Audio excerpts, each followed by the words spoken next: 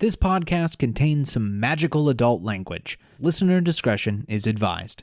And sorry, Mom. I'm going to Disney World. I'm going to... Whoa. You are not Mickey Mouse, you're a rat. Rat smack! Besides, they're tourists. What do they know?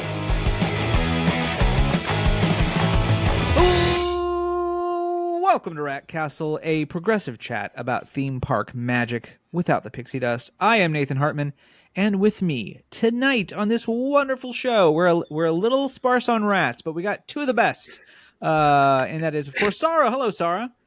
Hi, how are you guys? I am wonderful, doing great. And Dave. Hello, Dave. Hello. Hi. Of course, Victoria and Jenny could not be with us this evening. Our best wishes to them, but we're going to get by just with a smaller rat crew. Something Saara was mentioning before we started recording, and then I was like, wait. You got to talk about this on mic because it's going to be interesting. Saara, you're going to your very first what in the next week? Very first rave. So okay. I'm going tomorrow. Okay. It's a rave for me. My mic just fell. Good Lord. Oh, God, she's not ready. Lord. I am not ready, y'all. Not ready, but I'm excited. I'm a little scared, but I have friends. Why are you scared? Stuff like they do stuff like they do you mean las drogas? Are you worried about the las drogas? A little bit. Okay. I'm a little. Keep in mind the drogas that most people do in rave culture are. Welcome to Dave's Club Corner, where he provides advice for raving. Yes, we need that. Old school raver, current old guy, gay raver too. So,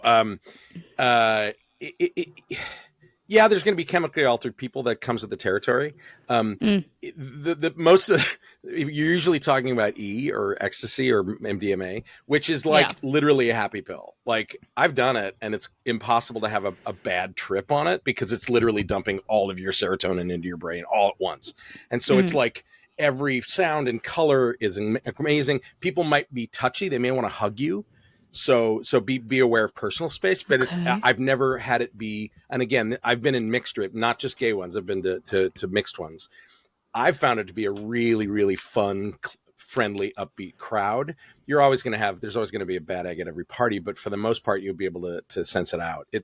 It's like what you learn about from the people who are chemically altered, or if you are chemically altered yourself, is that dance music like that is made by people on E for people on E, because the way that dance music goes, beat beat beat beat beat break, beat beat beat beat beat beat break, beat beat beat beat beat, hold it, the beat doesn't drop yet, drop. That whole thing is literally your brain going, like your brain wants to resolve that math. Okay. It literally is math. And it's your brain looking for pattern matching. And when that pattern doesn't complete, it heightens, waiting for it to happen because it knows it will. And once it does, it's literally like this little in your head. And that's why everybody goes, loses their minds. And so you'll learn even if you're not rolling, which is what they call it, what the kids call it today. If you're not, you'll learn it just by watching people and the energy of the room. If it's a good DJ, you don't have to be rolling for it to be an amazingly different time than any other dance party you've ever been to. So what's it called? I'm going to Beyond. So it's in San Bernardino. I've heard really good things. This is all for the record, just in case your body shows up in an alley. We have it all. No, y'all. If you don't get a text from me, if you don't see a tweet, a text, something, like I'm. What I used to do is I used to get a little roller ball, like used for like lip balm, and I'd fill it with eucalyptus oil. Oh, that's so smart. And when you have somebody rolling coming up to you and they got that look in their eyes, I would roll it across their face, over their nose, like on their cheeks, and then blow on it. Because it makes it cool. Yeah, and they go, like, you're going to see people who want input. That's the thing to know. They want input of somehow. It could be like you give them water. Oil, so Perfect. We'll give them that. Bring gum and a ring pop and some hard candies. Just have in your pocket because you're going to want to give them to people. and preferably like Halls, like mentholyptus. I'm not kidding. Like this is Just Werther's. This is Just bring so Werther's like an old, interesting. just like an old person. Just bring a pack Just of like Werther's. in my little bag. Bring a pack of Werther's. Here you Yeah. go, kitty. So Carmelie, I'm excited. I think you're gonna. I Well- cannot wait to hear what you think because again, Las Drogas aside, I actually think the good ones are a really interesting kind of modern party that is unlike any other thing you've ever seen. You know, For sure. Yeah. Yeah. I mean, my best friends, they're really into like EDM, rave music. It's just never really Excellent. been my thing. you're in good And hands. Then. they've gone before. They do it sober, so like we're good. Great. Yeah. You're- Alive. Yeah. You're in good hands. Then you're in Yeah. really good hands. So I'm excited. You know, Have an edible though. Like do some weed. For sure. She's Don't nodding worry. her head no. She's shaking her head no, folks. Oh, She's saying no, no, I would- absolutely I not. would never. I would never. I would never. Would never. Not that she's not on it right now.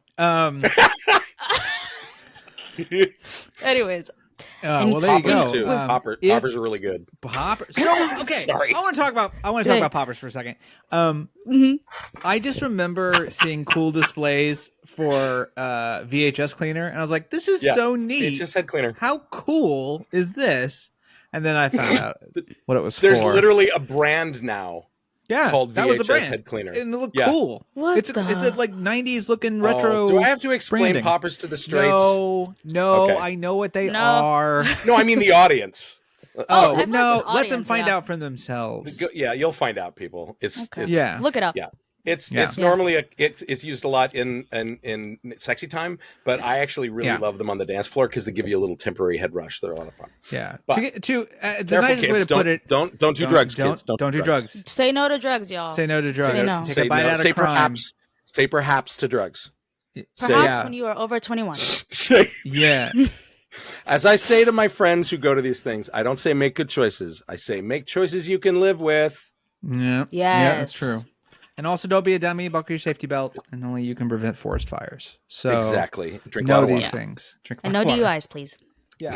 The last rave I went to, I think, was probably my high school prom. Was the closest I ever got. So, no help for you, Saara. Okay. No help for you, Saara. Okay. It's I always funny think because of- like I turned 21 like right before the pandemic, so I never really got to like do the partying, the clubbing, none of that. So like I'm finally, in my mid 20s, starting to live life. So You We're better hoping take it's some gonna be a good photos. time. You better send me Oh, some for Yeah. sure. videos. Dave, Yeah. the You better fit, send me the some videos. fit, the outfit, Dave. I can't wait. Oh my God, really? So pretty, so gorgeous. I'm thinking stars, cosmic glitter. What night is it? 2000s Y2K. It's tomorrow night. Tomorrow night. So I want real-time tomorrow night. videos. I need you to send You'll me be getting videos. them. You'll be getting them. It's gonna be a Okay. look. It's gonna be a look. Yeah. So spicy and Vibe. wonderful. Vibe, y'all. Such a vibe. Mm-hmm. Speaking of a vibe, Animal Kingdom currently has a bit of a vibe. Yes. Oh, you know what? I does. kind of need to say the news. Let's talk about Animal Kingdom with a certain vibe. People are vibing right now with the fact that Animal Kingdom is making some actual progress. A permit application was filed with South Florida Water Management District, and it is for 4 Imagineering trailers, 1 additional contractor trailer, and 363 parking spaces. Now, that doesn't sound interesting. That sounds boring. But then you recognize... So I of course, will show these images to our dear YouTube watchers. And as you can see, there's a parking area there and the trailers. And if you go... not north, if you go south in this photo, which will be the second photo, you'll have a kind of a grander scheme, and you'll see it all sort of... I don't know. It kind of looks like Chile or some like South American country, the way they have it laid out. But it's kind of the big square, and then it peters down, and the road goes all the way to where else? Dinoland. So dun dun dun. dun dun dun. As we know, there has been a lot of talk about. Josh D'Amaro went out and did a maybe presentation about Animal Kingdom getting Encanto and a refurb of Dinosaur to Indiana Jones, and creating a South American area where Dinoland currently is. What do you guys think? I think this means something. This is not something you do if you want to like refurb a gift shop. So what's going on here? It's a churro stand. They're going to do it. Yeah, Universal most did. likely. It's a churro stand. I think it's likely. I think all the stuff they talked about is likely. I think It could be anything. Yeah, it's just it's a hard one because for me, I do the math in my head of capacity. Like, what do they have to keep open to keep that park from being miserable? And it's a pretty low capacity park to begin with. It is. If they lose Dinosaur, that's a lot. It is, except Dinosaur goes through waves. Yeah. It really they've already neutered it by taking out the coaster. And basically what seems the primeval whirl is already gone, right? Yeah. Yeah. And so The only thing that's left is the games, right? yeah, turn around In that area? My guess And the is dig. the dig Yeah. would. I think the dig is supposed to stay no matter what, from what I gathered. But my guess is the dig stays open as long as possible. And I bet you they can get all of those carnival machines out and start planting and landscaping and making a little area at the very least that people can go back in pretty quickly. That would probably be they could reopen those gift shops and those restrooms on the right. That stuff would take a little bit of time, but you can open up that area and be working on two separate rides at the same time, especially because I think this theme park allows you to consider animals as attractions. And so if they re-theme some areas, they could just do another walk, another nature walk like the Tiger Trail. And Right. that would It actually looks make a like. lot of sense. That would make a lot of sense. It's 'Cause one it's of the more things that's parking been than missing anything. from that park it's been missing from that park for a long time, and South America would be a great place to sort of introduce that. I think that's and you've also got in what's the little boy in the movie, his whole thing is animals, right? So if you went through the house and went into his room, great. Yeah, I'm not sure if we're looking at a Mystic Manor type ride here, an e-ticket, or we're going to get just sort of a trail. Technically, there's already an e-ticket, but I think that when you already have an e-ticket, you don't really need to have two e-tickets next to each other in that way. Per land, there's usually about one. So, but I wouldn't be surprised if they do something interesting. You're gonna lose Triceratops Spin. That's the only other one there, and that's just a simple ride. Yeah, so they can lose that, and they'll keep Dinosaur as long as they can. Well, and honestly, like if they wanted to do some sort of what's the Cars Land whirling cars that dance. What's that called? Oh, Luigi's Rollickin' Roadster. Right. I mean, you say Casita's doing a thing, and you can move furniture and stuff around, and you That's kind of cute, actually. I like that. I mean, you can if you want. If they need they need like a C ticket, a B ticket, you could do something like that. There's plenty of space there for something like that. But I don't know. Just I think do something like something exciting, something fun. Like give us something. My main point being it goes through waves. It takes a while for people to get back there, and everyone heads to Pandora first and Safari's first, and then they switch, and then they get mid-afternoon, they all go to Dinosaur, and then it's dead. This why everybody? I saw a lot on Twitter people talking about Dinosaur closing. They didn't announce that. People just assuming it, right? Well, they said, hey, and then they said, what if this stuff was here? And they showed blueprints that all of the gift shops match exactly the same gift shops of Dinoland. So I have to come clean because people are going to hate me, and it's going to come out eventually. Good riddance to Dino. Good effing riddance. I'm sorry, people. That ride sucks, and it always has. It is shaking around in the dark. When the animatronics work, they don't work very much.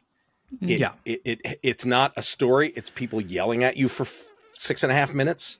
You can't understand the story. 6.5 minutes would be nice. It's like a 3-minute ride, 4-minute, and it feels like 6.5. And that's what I mean. True. Is it feels like feel like a long forever? ride. It's just it is a ride that I think two things can be true for me, which is it's not very good, and then also I love it. So I know, and that's I the thing, understand is that like, people love it. Yeah, and I think the thing about Dinosaur is it is a ride for AP people, because if you ride it once, it is a clusterfuck of noise and shaking and dark. Yeah, It doesn't make yeah. any sense, and, Yeah. and It's it just happens. overstimulation. By the Yeah. time you write it the 80th time, you're quoting each line, and you know exactly where to. Your body knows Not our where to dino. make the. Yeah, you Not our dino. It kind of becomes, left, right, left. It becomes kind of a fun thing to do.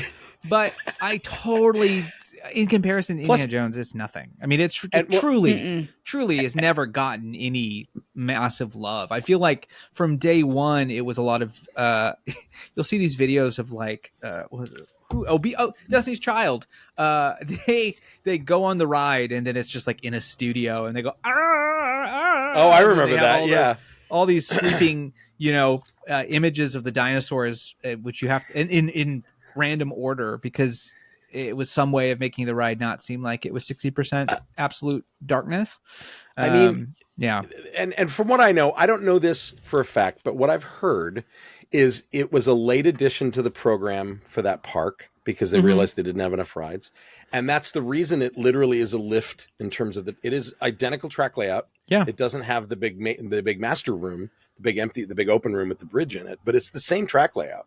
Right. And the reason for that was cost cutting. And it's like, there's a way to reuse that track layout, which is the Indiana Jones in Japan, which actually does new tricks and uses the track layout in a fun way, versus this, which is like, it's just so dark, and it works as a ride through a temple, because I know that there's a building around me. You can I see never the rest once, of it. Yeah. Yeah, I never once feel like I'm outdoors in that ride at all, because there's never any vistas. No. And I'm sorry, people. I know you love it because it's got dinosaurs in it. You probably saw it when you were a kid, but that ride was not was a cost cutting measure. All of it. And it looks like It really was. Yeah. The only thing I there's wish they would nothing- do is take the electromechanical basis from it and put it here in California so we don't break down as much. But Yeah, that's maybe they'll do that. No, they're going to keep the vehicles and just keep it indie. I guess Nothing's going to change there. The vehicles are the same model. It's just a redone shell. So it's not the I think it's the electromechanical bases they had in Japan, which we don't have. We still have hydraulic, which is one of the reasons ours break down a lot. No. Oh, I feel like I need Dave's to. right. I feel like I need to check this because we do have hydraulic. Ours is still hydraulic. Yeah. And I know that when they built the one in Japan, as was at the same time, it's like they built the one in Japan and the one at Animal Kingdom at the same time, because those parks opened within 3 years of each other. And it was one of those, if we're going to build one, let's build two. And so I think that by then the engineering had gone to electromechanical actuators. It's hydraulic here at Animal Kingdom. It is. Okay. Then I'm wrong. It does break down. Yeah, fairly often. That's But as often as ours, I feel like it doesn't even Nothing feel like a breaks hydraulic. down more often than Like, Indiana Jones at Disney. No. nothing. You know what's crazy? The last week when I was like at Disneyland, so many things were broke. Space Mountain was down. Indy was down. Rise was down. Like it was so bad, and I kept getting the multi-experience pass from Genie Plus. Like it kept taking. I'm like, well, where can I go? Like where am I supposed to go now? Because they were all literally just down. Oh, I hate those days. Abraham Those days Lincoln's are like, awful. don't you forget have- about me. Come see me. You have one's going nothing there. else to do. Come see No one's me. going- Even 'cause, like- 4 and 7 years ago, you came here one time and you haven't been back. So come see Oh, me. no, I thank have you. great moments. I think it's Frederick Douglass right now instead of No. Abraham Lincoln. There's an exhibit about Frederick Yeah. Douglass in the So lobby. Don't Go excite see me. that. Don't excite me the idea that there's an animatronic Frederick Douglass. It- Yes, I I mean, feel please. like we that'd have be one so here. much better. Here, I don't even live in Florida anymore. We have one in Epcot. We have a Frederick Douglass, but Yeah. Right. yeah. Anyway. No, I like that idea of like it just starting out and being like full score, and then they just have a stunt-tronic Frederick Douglass that just kapows right in, knocks Lincoln over, and it's like my Jeez. turn. Much better. No one will be Down. mad. I know I wouldn't. No. So anyway, yeah, I mean, do something. Maybe don't. Some. I'm not saying that it's going to be a capacity killer while they're working on it, especially because you can take down you could take down that e-ticket for a while, and as long as you have other things in that area to do, you probably would be okay. If you quickly, maybe, my guess is, here's what I'm thinking. Carnival goes, Dinosaur stays open, because they're really separated. That area gets transformed, then Dinosaur closes. And it gives people, you could go see Casita. Maybe you can't go in it yet, but you could go see it. Yeah. And that would be enough of a pull that they could take the e-ticket down. But I just don't know if as much as I would love a Mystic Manor themed Encanto, I don't know if because there's room. I don't know if there's room, and I don't know if it's enough capacity. That's the kind of ride that I think you can open a park with, but not necessarily And does it fit in Animal Kingdom?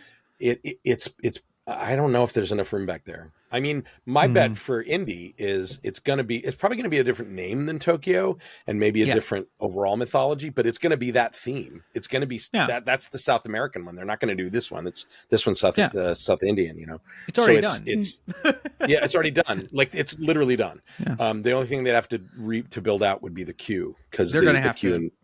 They'll probably keep it a mostly exterior queue, which will suck because it won't be as pretty as Tokyo. But it's already an outdoor queue, and I think in the plans all they show is like dig site stuff. One of my favorite gags in that is the idol that roars at you and fires a fireball / smoke ring at you. Yeah, it's great. It's the best. It's that gag. Have you ever had somebody with a pack of cigarettes slip up the plastic and burn a hole in it and puff smoke it and then tap it? That's exactly how it is. It's literally a big box full of smoke, and there's a little thing back there that goes tap, and it hits this rubber top to it that makes it go poof and come out as this ring. It's the simplest gag, and it's so cool. Works every time. That's awesome. So yeah, we'll see what happens. Over at Epcot, though, we do have some actual announcements. Everyone get excited. Communicore Hall and Plaza is going to open. I know. Woo! Yay. June 10th. Yay. We're all excited. So excited. I don't have this in the news, but of course followed with the documentary from National Geographic about this new era of Epcot, which is going to cover Cosmic Rewind. Really? And they're going to cover Cosmic Rewind and the Moana attraction and Spaceship Earth's exterior, and then the nighttime show, basically. And they're going to do a lot of bullshit.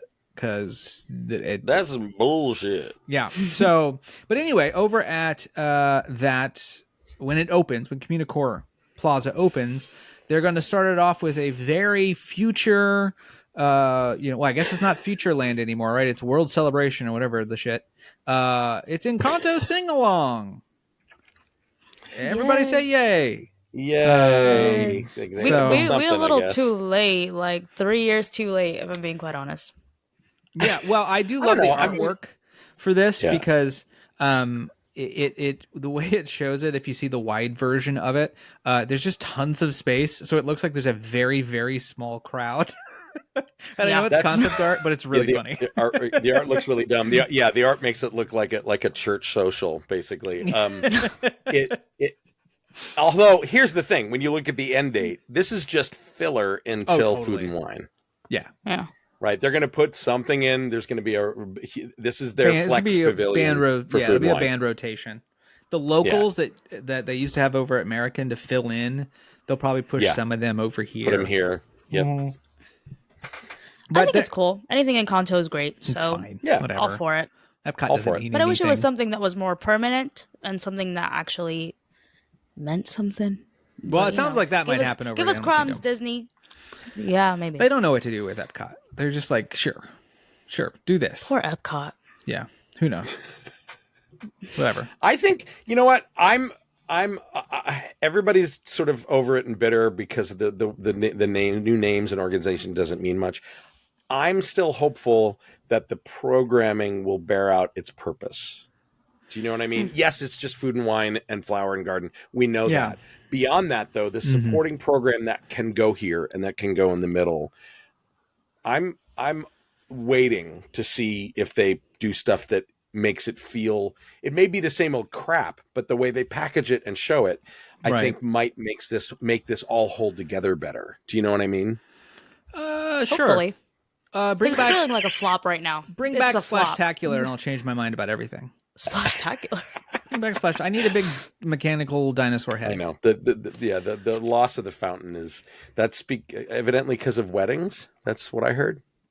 Oh, of course. Because Damn you Disney adults and your weddings. The center space can be. You're never going to get in there as a normal person. It's going to be blocked off like every day for some event or corporate for something bullshit. Yep. And the minute it had to be water that would make noise. That's what I heard, but I don't know. Well, and this also comes to the point where they had that plan for I call it the table because I can't think of what else to call it, where it was a multi-level sort of circle, right? Oh, and the top big thing, was, yeah. Right. And the top was supposed to be where they do a lot of this stuff.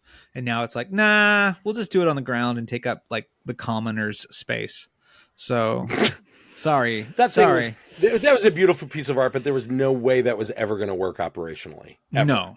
Anyone who thinks that was practical with the capacity and throughput and size of Epcot, no way. Yeah, there was no way to get enough people up and down from there efficiently. It just it never would have worked. It never would have worked. Something that might work, we'll find out, is a new drone show coming to Disney Springs. Dreams That Soar is what it's called. It will run nightly at Disney Springs from May 24th to September 2nd. Some people are saying, oh, look at that. They beat Universal to a drone show. And I'm saying, well, yeah, they did one in 2016. So, this isn't new per se, but it does feel like wave 2 of drone shows. Like they all kind of. It's also not in one of the parks. No, which it's in Disney Springs. I kind of like, to be honest. I kind of like it too, but I think they're giving this one away. Yeah. I mean, anyone can go for free by just parking in the parking garage. And not that that's a good or bad thing. I'm just saying as a nighttime spectacular in a park, I think that's going to have, when their drones are integrated into other things, this is just going to be drones. Yeah. And I think for a lot of reasons, much like the Starbright Holidays thing they did in 2016, this is now a testing platform for them to try out things to do with them. Yeah. Totally. And perfect it and see where they break and what kind of weather conditions screw them up in Florida and over water. They don't have to worry about it. And I have a feeling this is a big testing platform for what they can finally do in the parks. It allows Port Orleans people to have something special. And I'm trying to think of other ones around that area. So there's, it's sort of a resort benefit as well. I mean, for them, it's cheap, especially because they can use them for other shows later on. It's like, make a show, do a thing. You could be in demo mode for all we care. You're going to get families to show up once to Disney Springs who don't have AP, and they're going to buy dinner, and it's going to be well worth it. Stick around for it. Yeah, right. So I also think that the first show that's going to get it in the parks is Luminous. I think they're going to add it to Luminous. I think it's very possible. Yeah. If it's not already been planned for the wave, the second wave.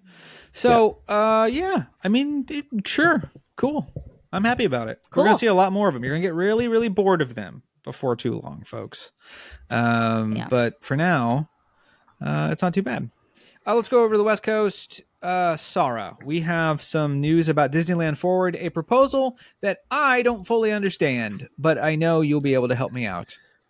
For sure. Well, kind of a little bit. I don't know. But so finally, we are seeing some movement in the Disneyland Forward project. So the proposal is for Disneyland Resorts expansion, and it's finally been approved by the Anaheim Planning Committee or Commission.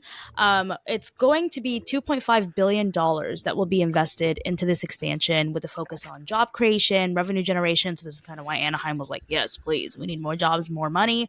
And there's going to be some pretty cool things, like there's some attractions that are going to be based on the Black Panther, Toy Story, and like a lot more. So pretty excited. But the final approval will be in mid-April. So that's when they can start going in. But right now it's kind of like pending approval. Right. So we'll see. But it seems pretty exciting. They got to pay off the rest of the people they have to pay off. Oh, for sure. By donations to their election campaigns, and then we'll be good to go. Yeah. I'm not being cynical. That's exactly what they're going to do. I mean, that's the name of the game. That's the name of the game. How it works. Yeah. Yeah. I mean, what's really cool about this is like some of these plans have been from like the 1990s. So like having this come finally to fruition and seeing some sort of expansion within the parks, like Everyone's excited really for excited it. about Flubberland. We're finally We ready. are. We're We need finally something ready. here. Actually, I would lose my absolute shit if there was a Flubberland. That's not a joke. Nathan would have. How there never was a. To be completely honest, and Dave, you might, as a historian of this material, you might have to correct me. I would be 100% shocked if no one in the 90s thought through or pitched a Flubber 4D show for Disney, because that is like a gimme of a Honey I Shrunk the Audience replacement. You know, I don't know. I It don't just know. I seems mean, so obvious. Yeah, I know that that probably had to do with if it ever was considered, it probably didn't happen because of Robin. So I know that he like He's after not cheap. after he did Aladdin, he was like, I'm done. So Yeah, it's true. Yeah, though his visage does still show up in the Imagination Institute. Wow. Yeah, good word, right? Thank you. Thank Visage you. that's I'm a seeing gross if word. I like how we're talking about Visage? Disneyland Forward, and all I want to Visage? do is talk about Talk about Flubber. Flubber. It had a budget of 80 Have you million, but it seen- only made 178. So I don't. Modest success, but not 4D show success. no. Anyway, back to Disneyland Forward. Back to the important things. yeah. So have you seen like, I know we don't really go off of concept art, but have you seen the concept art for Yes. Disneyland Forward? Yeah. Yes. Like, it looks amazing. Like, it Yeah. seems like they're Sure. definitely going to be going for. Oh, Dave said sure. That's It's that's Yeah. like 4.5 or 5 phases that you're looking at right oh there. Yeah. for sure. That is for sure. yeah. yeah. That's not It- that's not opening day. That's 20. That what you're looking at in that concept art is 20 years 2050. from now. Yeah. Easy. But I think what's really cool about it is that they're trying to do something here, because we've seen like all the competition that they've been getting in other parts of the country, i.e. Epic Universe. So having some sort of expansion, especially in places like California Adventure, because like it looks like some of it is in the back of California Adventure and then behind Toy Story, or not Toy Story, sorry, Toontown as well. Right. Kind of taking a little bit more of those admin buildings and converting them to be more lands, parking, Well, hotels, shopping. yeah, it looks like to me that it's taking up not Toontown. That's the Disneyland hotel parking lot, is what I'm looking at. Okay. That's All right. Every time they expand, they get rid of a parking lot. It's amazing. But they want to The add upper parking part- because the you have upper- the the upper right part of that art is the parking garage, yeah. Yeah. right? And there's It- also the garden walk that's being speculated on. People are saying Right, they're probably which going is to a get whole- rid of yeah. that, which is Yeah. that place is dead. It needs to be taken. So I'm sorry. I don't know if you guys have ever been to the garden walk, but it is not No. no, it's not not good. cool. It's not good. It's super dead. So that could be a nice place, to expand a little bit more. Yeah. I have a question about. So we talked about Animal Kingdom. We talked about this, and there seems to be, and I understand it's construction, so it's a little different, but I do feel like when you look at these parks from a Google Maps view, there is a lot of administrative stuff that is on the fringes in like bare bones sort of trailers. Is that right or Yeah. wrong? Kind of, yes. I would say that there's buildings and then there's trailers too. And they got rid of a lot of that, a lot of stuff Yeah. for Galaxy's Edge. I was going to say Right. it seems But like like for California Adventure, there's a lot of trailers in the back. it area. just yeah. seems Yeah. like integration of offices into the land as, I don't know, fronts of things you don't go into seems like a wiser use of space than just like, and then we have trailers. But what do I know? No, the offices There's are really trash. DCA does not have a lot of expansion space at all. Right. There's really not a lot at all. No, yeah, Yeah. Because like right behind that is what Anaheim Boulevard. There's a little bit behind Cars Land. There's a tiny bit behind Cars Land, and that's about it. Not enough to do anything that's not Cars cars Land. related. If you No. were going to do any No, expansion. no, it would It's be behind like something the else. rocks, so like behind like all that. There's Oh, really wow. nothing else you could do. Yeah. Yeah. They're saying that they want to also work on the Hollywood backlot. Like, there's been some things that were said about that. So I don't know. I feel like there's probably space to work on that entire area and like redo it, because there's also space behind there too. What's the benefit to doing all of this? I mean, do they just want to be a larger keys. park? Hotel Hotel. keys. Yeah. And I think just having more, like, kind of just having more things to do for the guests. Like, there's- Longer on-site stay. Yeah. Yeah. Right now, Because it's only a 2-day park, if it's- that. It's their highest sales are for 3 days. They get Yeah. some 4. They don't. I know they don't get a lot of like 5 to 7 days. So they can expand enough to make each park a day and a half Yeah, if you're looking at the map, I'm looking at the map right now. They've already talked about Magic Way, which is the street that connects Disneyland Drive with Walnut, right along the parking garage. That's going away. So that becomes then their contiguous land, and it means they can bridge over it. Like Disneyland Drive is going to go down again probably, so that Fun stuff can come right across it. Like when you look at the parking, the lot parking for Downtown Disney and the hotel, that is a fuck ton of space, and so much. And the other lot, what's the other lot called? That's not Toy Story lot, the one behind the hotel, behind Paradise Pier. Simba. Is that the Simba lot? Is that what they call that? Yeah, but no one. I think it's just for cast members. Yeah, and they can build a structure for that elsewhere, and then that's going to be offsite. Because if you think about like Downtown Disney, if you did both of those, that's a park. I mean, it could be. You know, because you have the old ESPN zone, or not? Is that what it was called? The ESPN, whatever that basically everything from ESPN zone, the rainforest, north. That entire area. You could do something there. Like it is big space, and then in the Simba lot, they could just create a structure like Dave was saying, and have it be like Mickey and Friends or Pixar Pals. Oh no! I'm saying that the Simba lot down below on the south part of the property, that's enough to build a park. That's enough to build a small that area. Yeah, that's at least 2 lands there. Maybe not a whole park, but 2 lands. The thing that's weird and is you could connect that to DCA for sure. Yeah, for sure. And the thing that's weird is they are showing on that concept art. It looks like it's connected to the Disney Downtown Disney parking area, like along the backside. There's like theming and rockwork and stuff. But that's the Disneyland Hotel Convention Center and the DVC towers, and it's doubtful that they would wrap park navigation behind that. Like they wouldn't connect the parks back there. If they're doing expansion, it's going to be land expansion for Disneyland and land expansion for California Adventure. I mean, that's what it looks like to me. I would love a master planner to say, no, they can do this and this and this and connect them. I just don't know where. Unless they get rid of that convention center, but that Disneyland Convention Center does a lot of business. Let me ask you some East Coast ignorance. What could, on the flip side, Universal Hollywood do?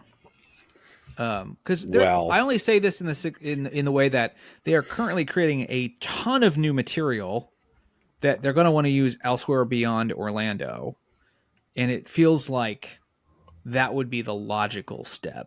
There's a reason that Universal has built so many brand new state-of-the-art sound stages on the east and north side of the property. All of the current sound stages, the historical studio sound stages, 10 through 28, I think. 28 is not even there anymore. That's the old Family Opera stage, which is now it's Mario Kart. That all of those can go. There's some topographical challenges. Sure. But there's a reason that they've built all those. They've built a ton of sound stages back near the back lot and behind the back lot out in what used to be the prop building and the transportation department, which is on Barham, on the very, very back end of the studio. There's like 8, 9 new sound stages back there. There's a reason for that because they've already been looking. The problem with Hollywood is the NIMBYs. You have fucking Toluca Lake, which is there's a golf course with multi-million-dollar homes looking at the studio property with an actual lake and a golf course right next to the studio. And it's right across the wash, right across the LA River. And those people, when I worked there, the noise complaints, they would complain about hearing Kong from inside the building echoing across the golf course. So the fact that they've got a coaster going in means that Universal has a win. And they've done sound studies, and I bet you technology has gotten to a point now where they can prove that the sound complaints they've gotten are not our NIMBYs and people who are out of their minds. and they have probably also gotten to a point where they are taking baby steps like that coaster to prove that we have a fucking roller coaster on the mountain. We can put that stuff down below and you won't hear it. So my vote would be that if they expand that park, it's going to be in the what is called the front lot, which is basically behind to the west of Jurassic Park and Mario, and to the north and east of Transformers. I think all of that could go. I think the other place they could go is where they currently do a couple of mazes for Halloween Horror Nights out near like the tram garage, and it's kind of a hike. You walk through Hogsmeade to get there, and you walk through back of house areas to get to two different mazes, I think, or three. That's next to one of the big parking garages. Then you're on the back lot, like where current Fast and the Furious tram is, that and the big sky backdrop in the Psycho House. That's a massive plot of land. You could put a ton there. But again, you have NIMBYs that live right above it that already complain about the noise and already complain about things. So I'm sure they're looking at those things. I'm sure that they have been floating these kind of studies. There was I remember a study years ago that said they were gonna put the main entrance to the park at the bottom, down near the where the front lot is, where the Black Tower is, basically. What? And What? they were going to keep parking up above. Your parking trams would bring you down to Lankershim Boulevard and drop you off there. You're entering basically where Super Nintendo World is, and an expanded area behind it. And then you literally make your way through the park back up the hill to your car. That was one. It was weird. Okay. Yeah, it was weird. I had heard one Yeah. where they were going to buy the golf course. They were going to say fuck you to those NIMBYs and buy it because that land's worth a ton. Yeah. And we're going to turn it into they were going to keep a park space, but then they were going to turn it into sound stages and front lot and more offices and mixed use for a long time. There was a whole thing that was going to be like apartments and mixed use. So they're much smarter with their real estate development than they used to be. And I see the Fast and Furious coaster as a major win because the noise complaints in that park are legendary and the NIMBYs have always won. And so if they found a way to make that work, then more power to them. That park could theoretically, because of where they've put all the new sound stages and the way production on the lot is smaller now, there's still a lot of production there, but they don't need all that space. That park could double in size. It needs to. Easily. If you pick one epic land to go, Dark Universe. Yeah, it's going to be Dark Universe. That's exactly Dark right. Universe. I assume that would be. I would assume that would be it. Well, I think the first thing that'll happen is they'll expand Super Mario. Yeah. Super Nintendo Land and put in Donkey Kong and maybe figure out a way to retrofit Yoshi. Maybe they don't really need Yoshi there, but they'd at least put in Donkey Kong. Yeah. Yeah. No, for sure. Especially if the Fast and Furious coaster studies will hopefully, as you're saying, help make Donkey Kong seem more viable. I think you'll get Dragon. I think you get Dragons and you get Dark Universe. I'm not sure you'd get any more Potter. If they did Potter again here, they would do Gringotts first, but I don't think they're gonna. No, I don't. I think that the steam is running out on that brand. Yeah. Yeah, definitely. Which is very funny. If you had told me that 10 years ago, I would have said no way. I would have said it's the Wizard of Oz, right? It's going to last forever. Yeah. But she won't shut her mouth. Nope. She will not. Anyway, let's talk about good things. I do think it's ironic. Things that are actually happening. I do think it's ironic that possibly Disney is being more proactive in California than they're being in Florida. That is not a surprise to me. That seems to be what they always do. Anyway, some good news. Take us over to Disneyland. What's going on in Disneyland proper? So I'm really, really excited about this. We all know that I'm a Princess and the Frog fan. I'm so excited for the new ride, Tiana's Bayou Adventure. But we're getting gift shops, which is really exciting. So Critter Country will be closing May 1st, 2024, temporarily. So if you want to go to, Pooh Corner, do your whole little thing, go for it, the Briar Patch, all that. But I don't like when you say do your whole little thing in Pooh Corner. That sounds weird when you put it like that. Do your poo. Do your little... I wouldn't be surprised if someone has done something back there because it's like in the corner. Yeah. So it's your Pooh maybe. Corner. Yeah. But anyways, you can go to the Briar Patch or Pooh Corner before they close on May 1st because we are getting Ray's Berets and Louis Critter Club. Yes. So I'm so excited for this. It's gonna be so cute. So Ray's Berets obviously gonna be selling hats. That's the one near the entrance to Hungry That's Bear. going to be taking over so the Briar Patch. Briar Patch, so it's going to be so exciting. So for Louis Critter Club, that's going to be more home goods. So it won't be a bakery like Pooh Corner is. You're not going to have like those goods and like I think Pooh like Corner stuff. is staying. I think it's only I think it's only Critter Club's only going to be the left-hand side of that building because the Pooh ride's not going. I think you might be right. I think that's correct. Okay, no, you're right. You're right. So it will just be That's why taking they're that keeping it area. as Critter Country overall, right? Yes. So it's going to just be his Critter Club. So he's just going to be taking over the side. I love that. Yeah. Yeah. So, I love but Pooh that. Corner will still stay. But it will be closing temporarily May 1st. Yeah. I heard somebody online, they were like, first of all, I stan a rhyming Disney store. Like Ray's Berets, perfect for me. So cute. But they were like, Yeah. but who needs a hat store in Disney? And I was like, bitch, what do you think these like ears are? Are you kidding? There are 2 of them Be already. for real. There's 3 What actually. are you talking about? Yeah. What an It's idiot. perfectly fine. Yeah, One on those Main are Street. You don't. One in Yeah. Critter Country, one in Tomorrowland. Mhm. Oh, and one in Fantasyland. There's one in Fantasyland as well. Like, Yeah. come on. People need ears. Be so serious. Don't be annoying. Well, you need hats, okay? We need hats. I hope they bring in Michael Leon Woolley to do some Louis. He did for voiceover the for ride. this. He did for Did the he? ride. Okay, good. Yeah.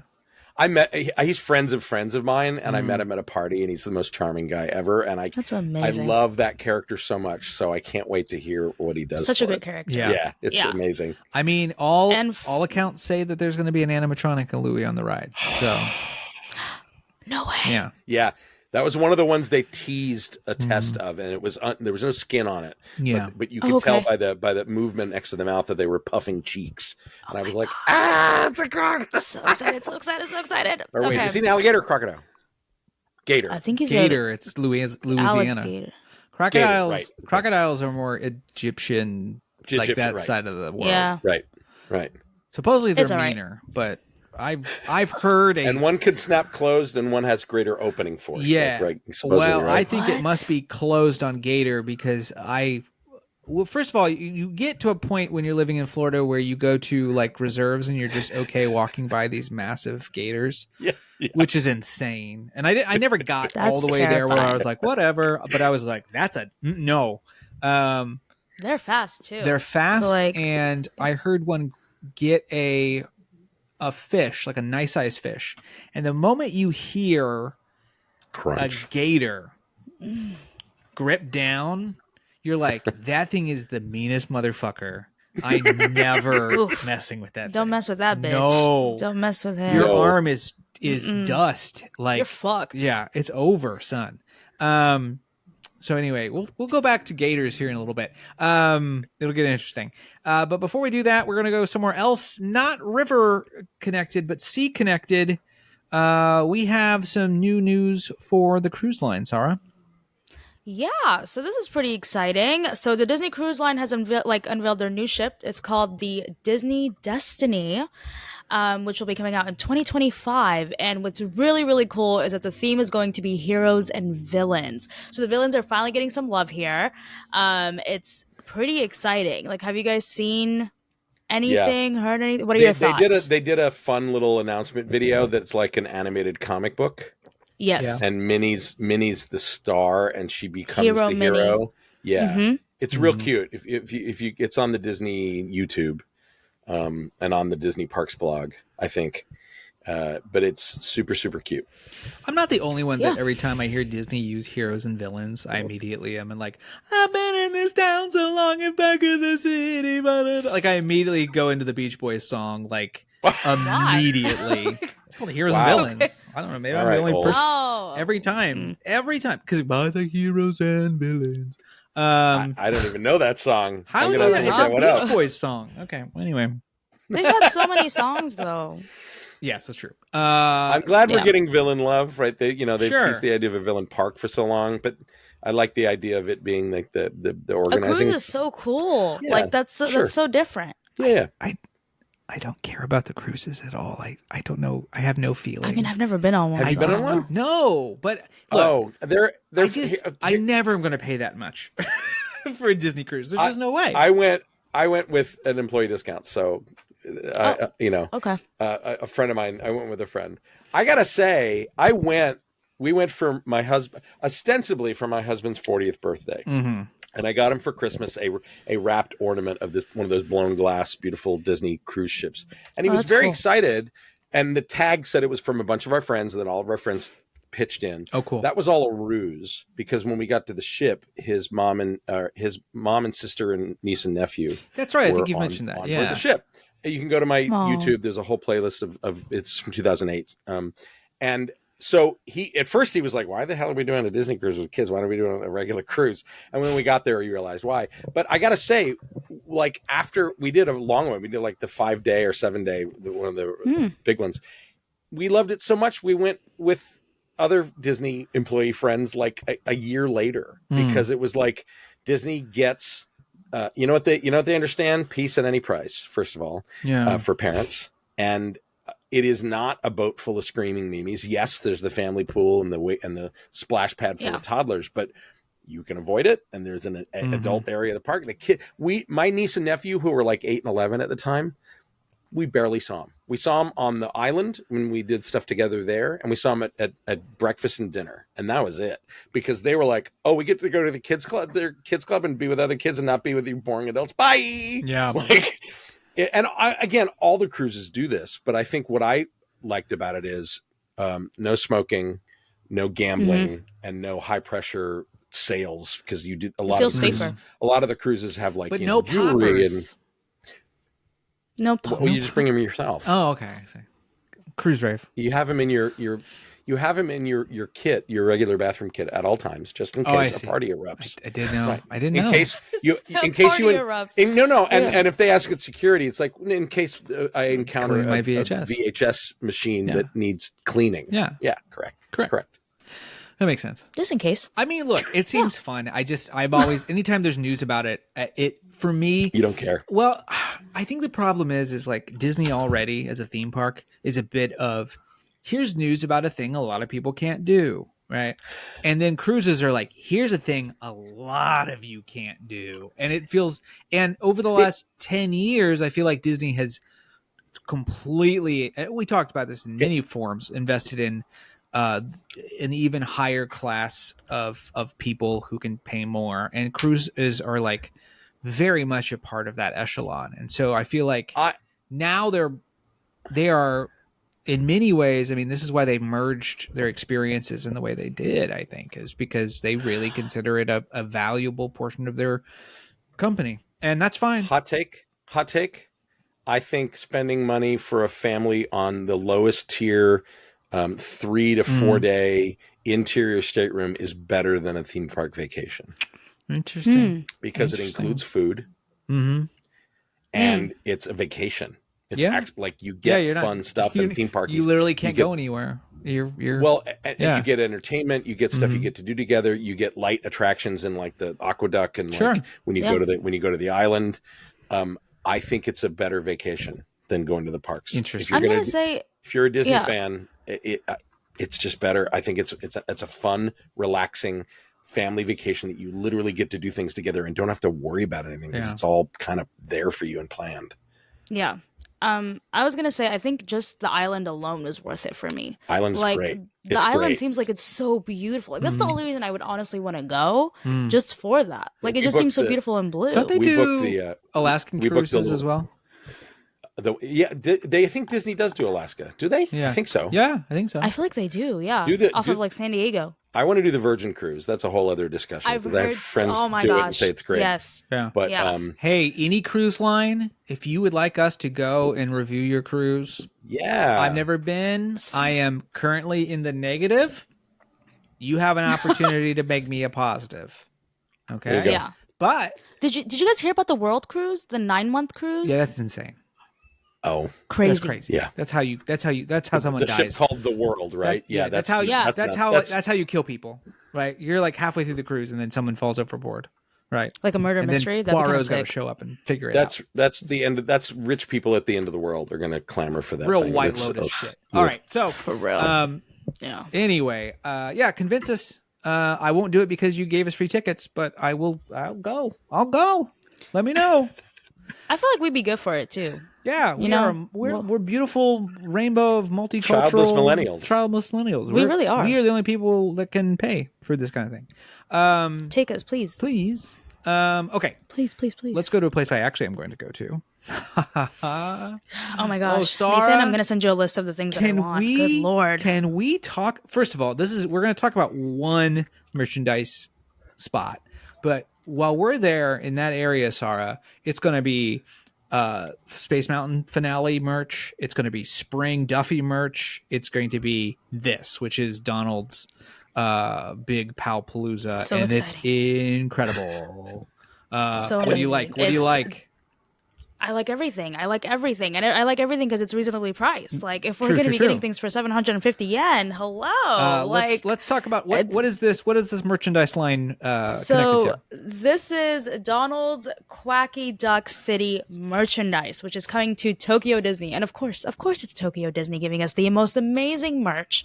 And it just looks absolutely amazing. Like I said, the things are going to be from April 9th to June 30th, which is a bitch because I'm landing there July 2nd. Girl, I can get you But stuff. okay.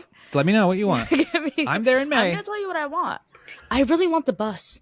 I Oh, I really do like too. The buses are cute. Yeah. the bus is so cute. The bus I is want the- I really love cute. the bus. I want the face towel. We have like 10 of these from Tokyo. They're really small. They Yeah. look the size of a washcloth. It's a cultural thing. You always have one with you. You gotta have a towel. when it's hot out, right? And It's like you know, Hitchhiker's Guide. Have your towel. yeah. Yeah. But just the name, Yes. Donald's Quacky Duck City. For like those who can't don't say- know, Mickey's flower arrangement's going away, and Donald's getting it for this time. I just keep thinking of New Jack City, New Jack Duck City. I want to talk. Excuse me. First of all, the beret is incredible. The berets Yeah. are so cute. I- The bows, I love like, them. so cute. The glasses are cute. I am a massive fan of this artwork that's on a lot of stuff that says Donald's Quacky Duck City, best duck ever, the greatest chef, athlete, actor, and all-around star. And then it has two things in red, which I am going to say the whole time I'm there, which is Super Duck, Great Duck. I just like Super Duck, Great Duck. And I love that Donald is finally getting his flowers, Yeah, right? man. Like he's getting everybody telling him he's the best. I think at the end Yeah. of this promotion, the last day, there should be some ceremony where they unceremoniously like take it all away from him. Like burn and say, all it the was old all dream, merch." Donald. You're Yeah. terrible. You know what I mean? That would be Like, amazing.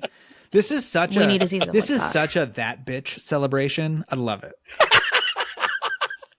Do you see the fur coat, like, Mm-hmm. or the cape or whatever that is with his little crown? Yes, like, ma'am. it's so amazing. He looks like that The bitch. glasses, Like, I love it. all of it. It's the incredible. glasses are amazing. The glasses are Yeah. incredible. There's nothing. I think nothing wrong the with glasses and the bus is what I need. Yes, That's yes, what yes. I need. So it. So anyway, cute. Duck City. Quacky Duck City. Quacky Duck City. But anyway, we're very excited about that. yeah. Let's go. I guess we'll go back to Universal. We talked a little bit about. Weirdly, we've talked more about Universal already than I was expecting. Yeah. But there is a new person at Universal who is the new professor for dark arts. Who showed up? Who showed up at? Interesting. Who showed up? Interesting. Who showed up at Universal? Hi, Mr. DeSantis. What are you doing? What's going on? What is What are you going doing on? at Universal? Yes. What are we doing? He's got time on his hands, right? He's not running He's for so president much anymore. time. He's not doing anything. No, he's not. He got nothing But to it's do. kind of funny. He was seen at Hogsmeade. Looks like he was purchasing some things. It's weird to me that he didn't have like any. No. It's weird that he didn't have any security. Like, where was it? Just Who's odd gonna- to me that he who's just gonna roaming hurt- the streets. Who cares about Ron DeSantis now? Like, I mean, I really don't want the Secret Service coming knocking on my door. But He was going to have a secret meeting at the Three Broomsticks with J.K. Rowling to talk about how they hate trans people. I mean, that's what I he said was gonna like, Birds of a feather. where else was he Yeah. going to go? But the not if you like Harry Potter or go to the land you're anti-trans. I'm just saying, J.K. Rowling's land seems about right for Ron DeSantis. it just seems like that would be the best place that he would be at. Nocturne you know? Alley. It's- God, I would piss myself if I turned around at picture of Nocturne him. Alley. God, Ron DeSantis. It was a jump scare. Like, it's a jump Ugh. scare. Ugh. And Nasty. he What wasn't are you in his doing boots. outside? He wasn't in his boots, so No. he looked real tiny. Do those? Mm-hmm. Do He had, those? he had butterscotch. Do He those had doors- butterbeer pudding all over his fingers. Do those doors have like gas stations where you can see the height of the person? Like, I need official Oh, my- details now. We need to see it all. Man, I don't really want to I'm work. just- surprised it hasn't been memed. So, like, I'm surprised more pictures didn't show up and that he didn't get turned who gives into a a meme. shit about Ron? That's the thing But, is like no one Nobody cares gives a shit about him, right? He sucks, and like he always sucked, and now he's like sucking normally, opposed to being in everyone's hair, and so he's like, I don't know. I guess this is vacation for him. He doesn't live in Orlando, right? And clearly he didn't go by himself.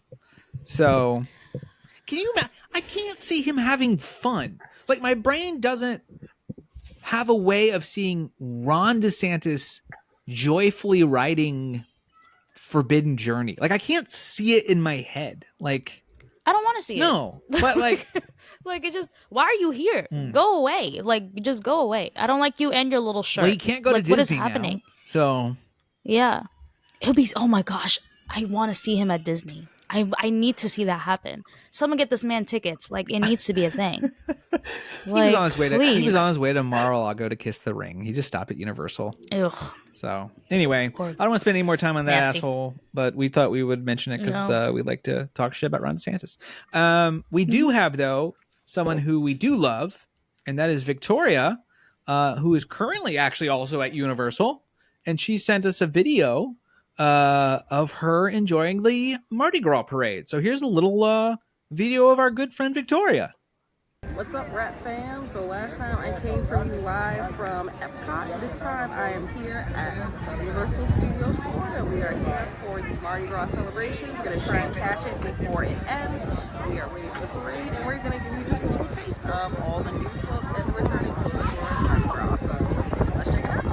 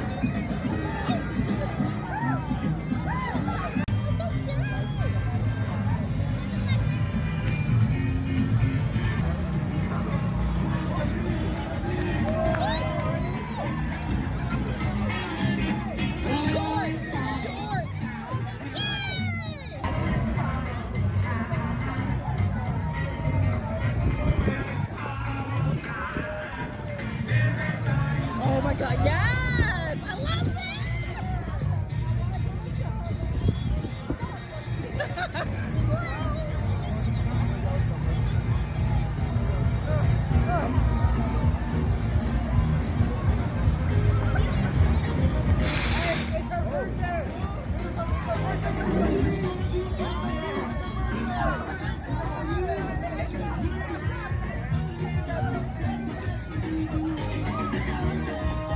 We did it, Joe!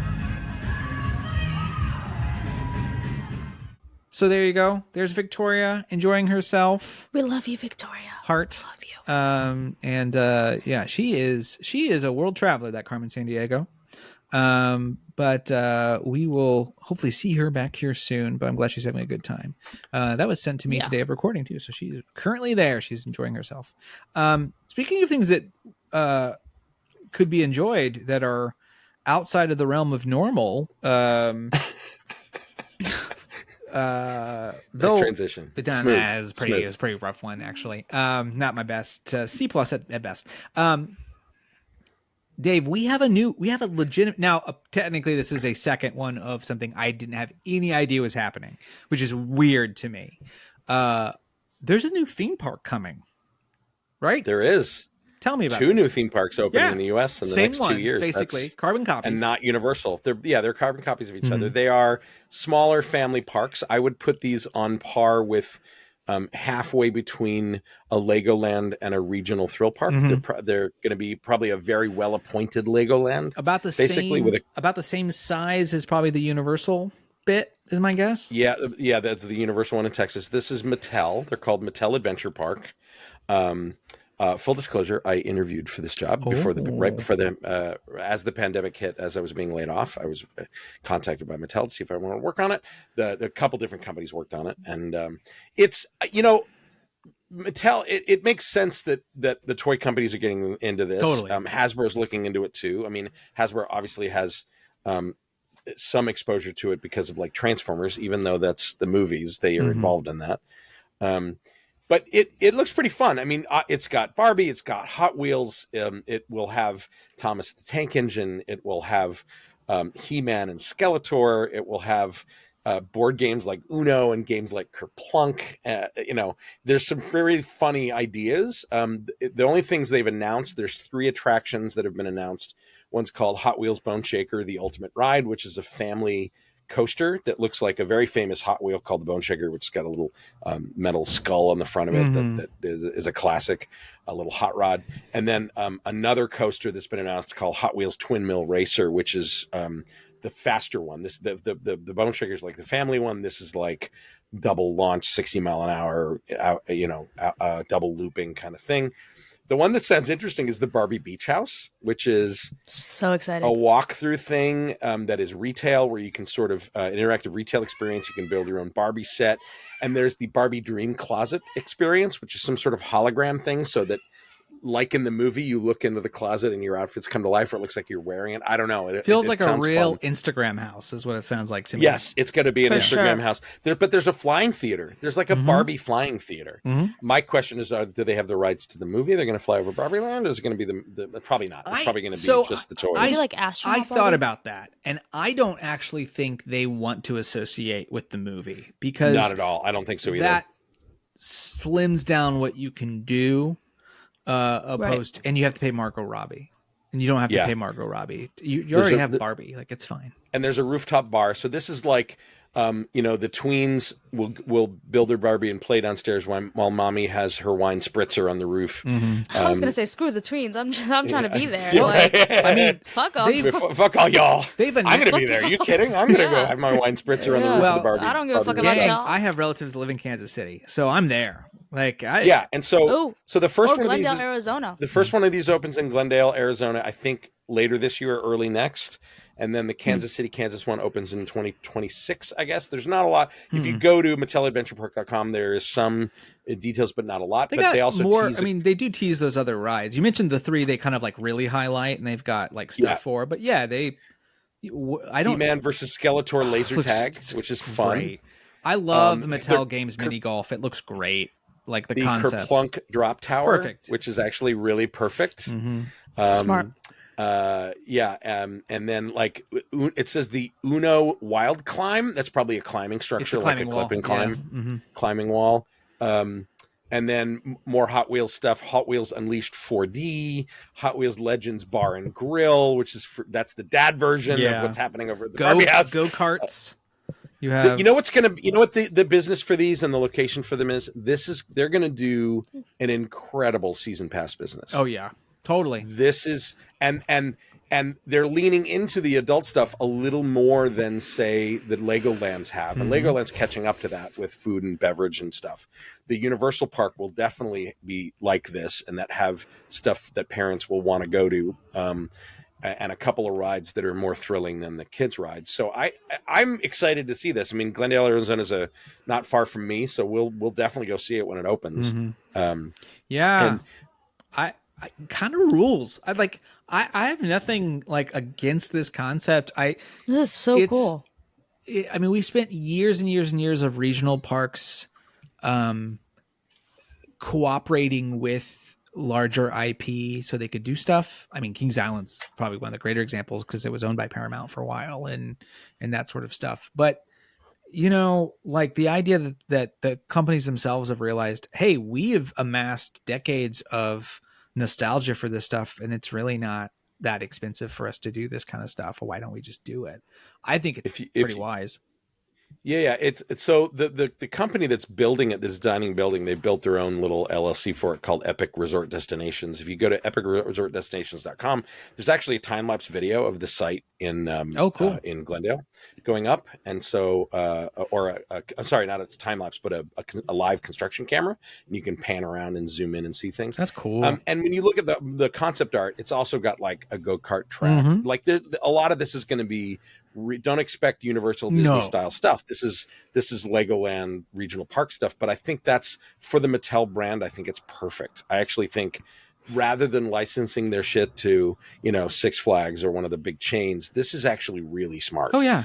And I think there is going to be room for this product. The fact that Universal's getting into this space too, right, is proof that, we may not see another huge destination park after Epic, but we're going to see a lot of these little ones. Europe's already done this. Like Europe's got tons and tons and tons of tiny little pocket parks, Blackpool, in a much smaller footprint, yeah. right? But in a much smaller footprint than the U.S. They already have these. There's a lot of regionals and tiny locals in Europe, and Universal, right? I mean, that's the whole idea. Like.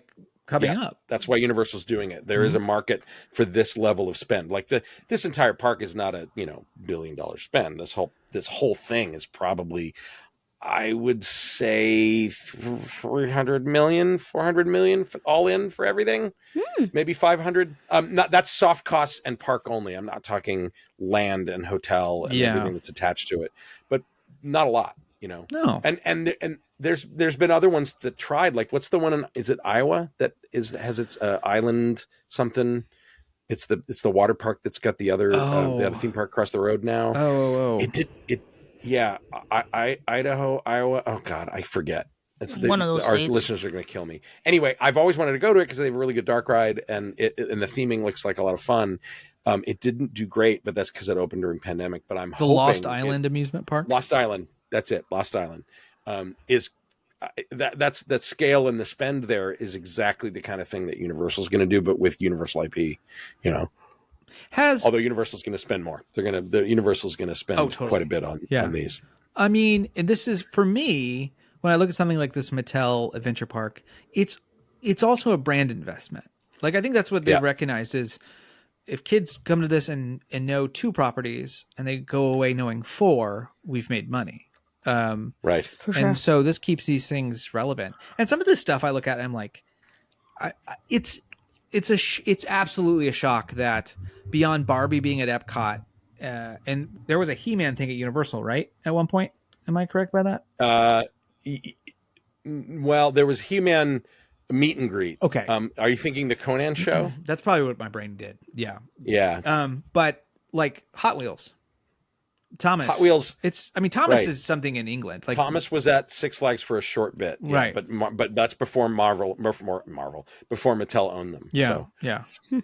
Yeah. I'm jazzed. I think this looks like a lot of fun. And that's good. Speaking of theme park stuff, Dave, you just got back from TEA. I did. The Theo Awards. Yep. Tell us, well, first of all, explain what it is for those who don't know, and then give us your overview on how it went. TEA, the Themed Entertainment Association, is an membership organization for folks in the themed entertainment world, and that's not just theme parks. It's also branded attractions and cultural attractions and museums and themed restaurants and themed retail and live shows. It's the experience economy, if you will. And it's it's a standards bearer and a networking and business development environment club membership for people to be in. And they also have every year the THEA Awards, which are the colloquially known as the theme park Oscars. They're not really, because they are announced in advance. There are no surprises. Anyone can nominate any project around the country, around the world, to be part of it. I was on the nomination committee for the past 4 years on the awards committee, who reviewed all the nominations and helped vote the final slate. So I got to sit at the table with, the Joe Rohdes and the Kim Arvines and the Tony Baxters of the world and Bob Gurr and Universal people. And so it's humbling for me to be part of. I always felt like I was at the kids' table at Thanksgiving, But they treat, to everyone's credit that's on the awards committee, you can read all about it on the TA website. It is a a disciplined process for these awards. It is not a popularity contest. It's not like we get a bunch of nominations and go, yeah, that looks good. There's a long conversation by professionals to talk about what denotes excellence in the industry. It's not about most popular. It's not about the most beautiful. It's not just the big companies. It's about rewarding excellence. And it really started in the early days. This was the 30th annual, I think. Oh my God. I'm old. The first couple were like, a dinner, and that actually all started with the first award was the Buzz Price award. Like Buzz Price won an award, a Lifetime Achievement Award. That is now one of an entire slate of awards, the Buzz Price Lifetime Achievement Award, in addition to a lot of other things. For those who don't know, Buzz Price was basically the numbers guy for Magic Kingdom and a bunch of stuff Disney related. And Disneyland, yeah. If you wanted a quick education in the feasibility and how theme parks get built and why, read his book. It's called Buzz Price, Disneyland, Disney by the Numbers. It is a must read if you're at all interested in the industry. Anyway, he's a legend, and so, like for instance, the chairman of Chimelong, which is a huge theme park chain in China. He's the one who won the Buzz Price Award this year. And this was the first year also that the majority of awards went to projects in Europe. Wow. For the first time in the Thea's history. So they actually had a live stream that you could buy a ticket for. If any of our listeners watched, let us know. It was like $25. So keep an eye on that for next year. If you're into theme parks, it is a fascinating thing to watch. In addition to the award show, which was Saturday, and that was all dolled up. It was at the Dolby Ballroom, which is not where the Oscars are held, but it's where the Oscars after party is held, in that same complex. As a friend of mine joked, yeah, we all become our parents, don't we?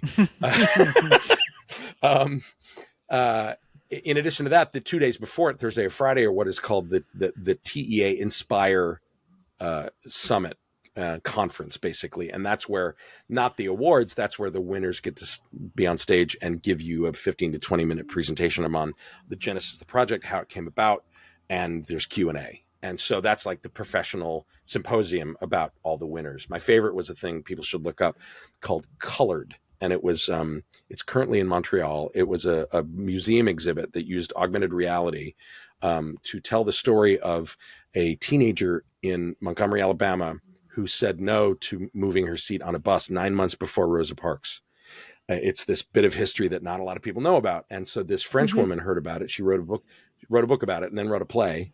And they turned that play into this walk around AR experience that you experience with 12 other people, and history sort of ghostly appears around you in AR. It's phenomenal. I didn't experience it firsthand, but we got to see an in-headset recording of the entire thing, and we're hoping it comes to LA because it was phenomenal. But that's the kind of thing that you learn about at the Theas that I never would have heard about otherwise. Right. And so it's not just about the big stuff like, yes, Guardians of the Galaxy Cosmic Rewind won, but you learn about all this other stuff too. And the celebratory part of it is I get to see all of my friends and compatriots in the industry. And I call it Nerd Prom because we were all dressed up. The after party this time, we stayed in the ballroom, and they had the band play live band karaoke. And I saw a picture of you doing that. And your boy loves him some karaoke. And so I actually, somebody just sent me the video today, so I'll probably post it to my Instagram or something. Great. I did the Killers, Mr. Brightside, and killed it. There you go. And people were very close to throwing panties on the stage, I have to say. So as they should be. As they should be. But it was fun. It's really fun. It's such a weird industry with so many different disciplines. You learn that it is much larger than the Disneys and Universals of the world. They're not the only game in town, and there's not the only talent in town, and the content that you get to see that. So if people are interested in this industry and don't know about it, look into it. You can watch, if you go to the TEA's YouTube, they actually have, you know what, I should post that today for Throwback Thursday. Like I did a whole, during pandemic, the summit, what is now called Inspire, was all done online, and I did a 20-minute talk about Warner Brothers World Abu Dhabi and a presentation about the park. It's an unlisted link on YouTube, but it's on their oh, that's channel. Cool. Yeah, I'd love to see that. Yeah, so I'll post that today, and you can post it in the notes or something. But anyway, it's it's worth checking out, and it was a lot of fun. And Jason went with me and my husband, and we always see a million people we only see once or twice a year at these things. So, but it's fun. Yeah, That's awesome. one day maybe I'll get to go. There is some who did the red carpet this year was what's it called, Andy Garfield, and those guys have their YouTube channel. Oh God, they're gonna kill me for blanking on it. Yeah, I'm trying to remember. Themed entertainment television. That's right. Yeah. And you can see that red carpet right now on their channel. TETV, that's it. Themed Experience TV, excuse me. ThemedExperienceTV.com. They do a regular set of programming on YouTube you should subscribe to, and hit that like and subscribe and bell button, because they do really great stuff, and it's talks with people in the industry. It's really great. They did a live red carpet. So cool. I'm on there. I think they interviewed me about something. So it's fun. That's awesome. It's hard to see me. It's hard to convince departments to pay for parties as is to go to conferences. So that's why like it's hard to be like, well, I got to dress up and look nice. And like, you should make the case to go to Inspire. Oh, I was there last year. I'll be there again for sure. So yeah, you need that. That's great. Every year, it's really fun. It was a blast, and I'd love. I need to figure out if I can watch that for free, being a member. I wonder if they have the link for members for free. Oh, for the awards. Mm-hmm. I wonder. I'm not sure if they made that link free for members or if it's still a ticket, because members have to pay for tickets to the actual gala anyway. That's the whole gambit. Yeah. So, but it was $25. It's worth it. Yeah. And I don't know if they archived it. I would check their website. They may have archived it so you can go watch it again. Cool. That's cool. Let us move on to a little bit of Disney company news, which is kind of semi-related to the industry as a whole. We have someone stepping down in Imagineering. How long has she been there? Not long. In 2020, so for the 4 years. She's joined the company in 2020. So who's leaving, Dave? This is Barbara Bauza. Barbara Bauza has been the president of Walt Disney Imagineering since 2020. So she was hired in the Chapek era, in the between the Bobs, I think.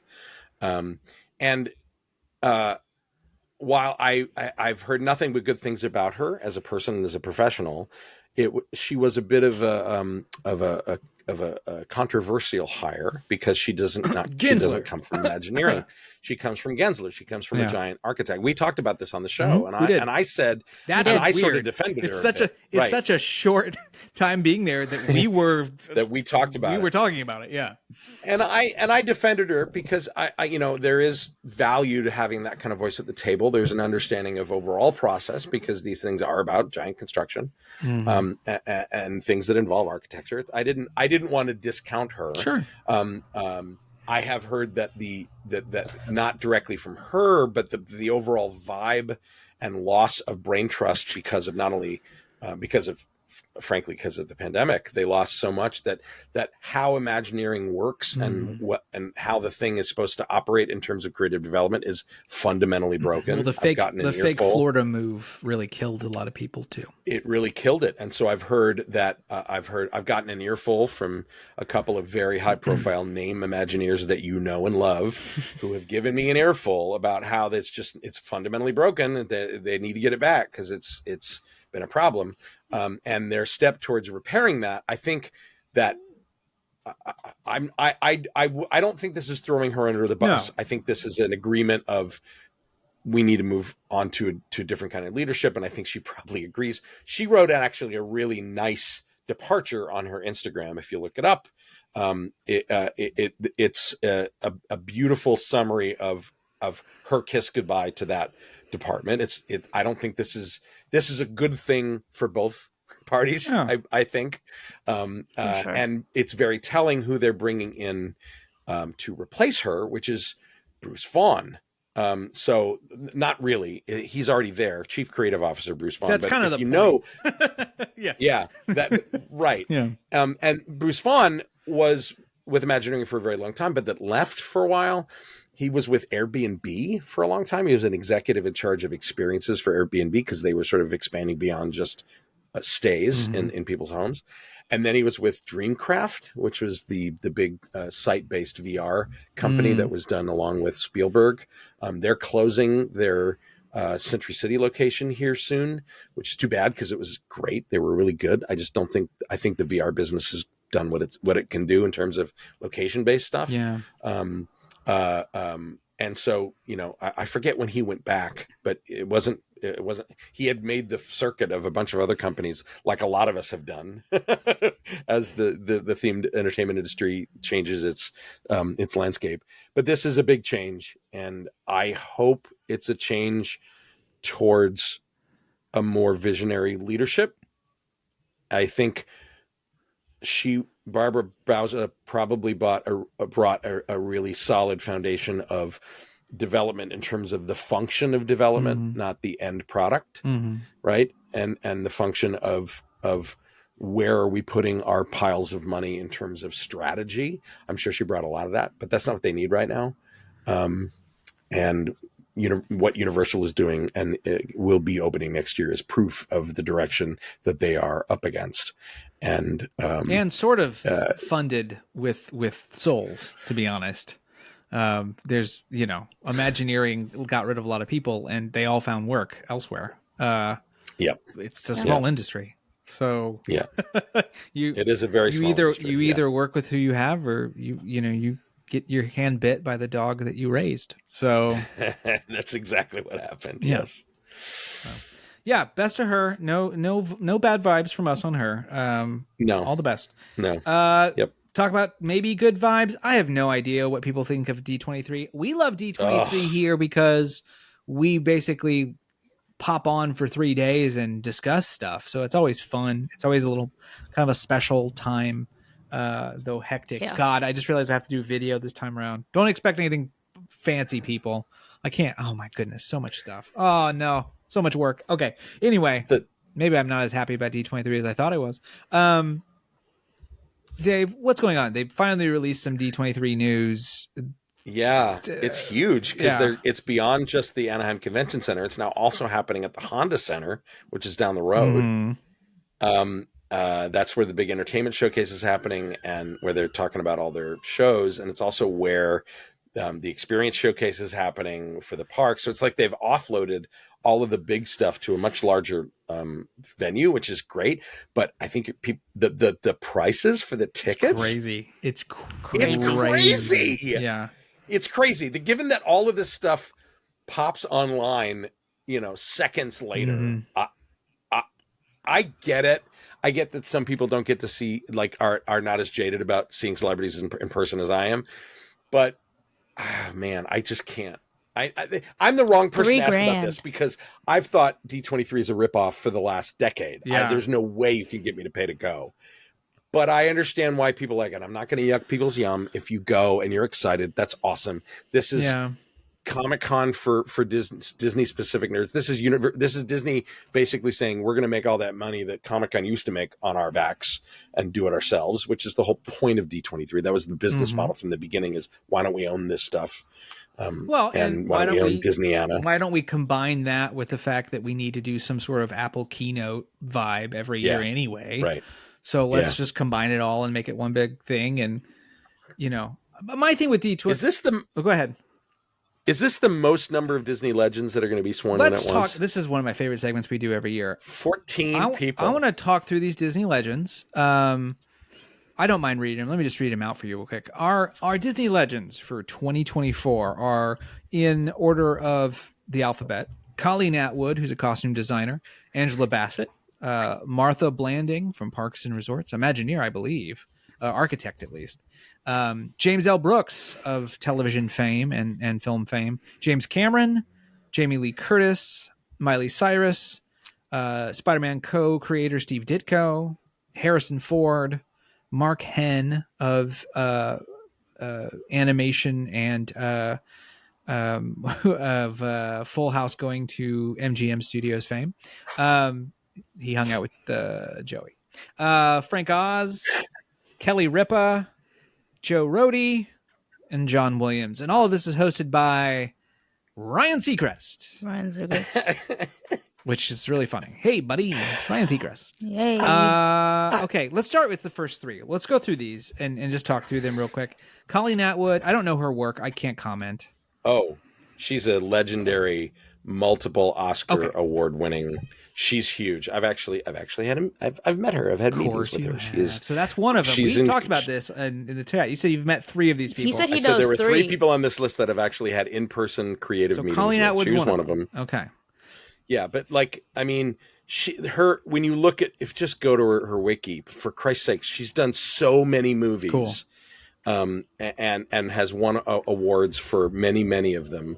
Let's see. She won for Chicago in 2003. Okay. She won for Memoirs of a Geisha in 2006. She won for Alice in Wonderland in 2011. She won for Fantastic Beasts and Where to Find Them in 2017. Those are just the Academy Awards. Yeah. And there's BAFTAs and Primetime Emmys. And yeah. Like, she's a legendary costume designer. It's interesting. And a lovely human, too. It's interesting when they pick people who theoretically are freelance for these kind of things. Because she's not does she work for Disney now? I mean, this is where the line is blurred for Disney Legends for me in the last decade or so during all these mergers, acquisitions, and mergers. This is like Steve Ditko. Yeah, it's a Marvel. Spider-Man. It's a Marvel thing. Ditko, like disappeared and was a hermit and then died, and God bless him. But he had nothing to do with any of this shit.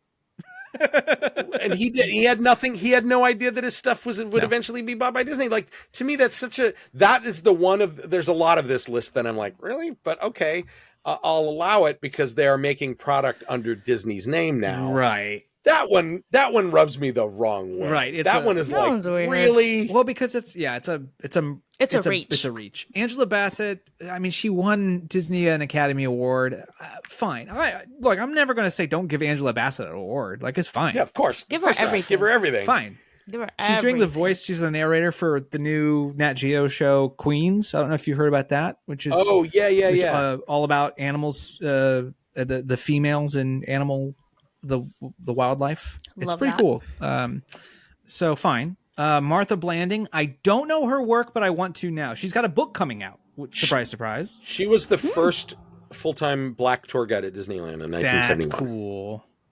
She has a book coming out. Awesome. I think May, if I'm not mistaken. She was a senior manager at the Disneyland Resort for like merchandise special events, and then co-founded what's called Pulse, which is a business employee resource group for Black Disneyland cast members. The book is called Ground. Wait, what the hell? I've met her. Oh, yeah.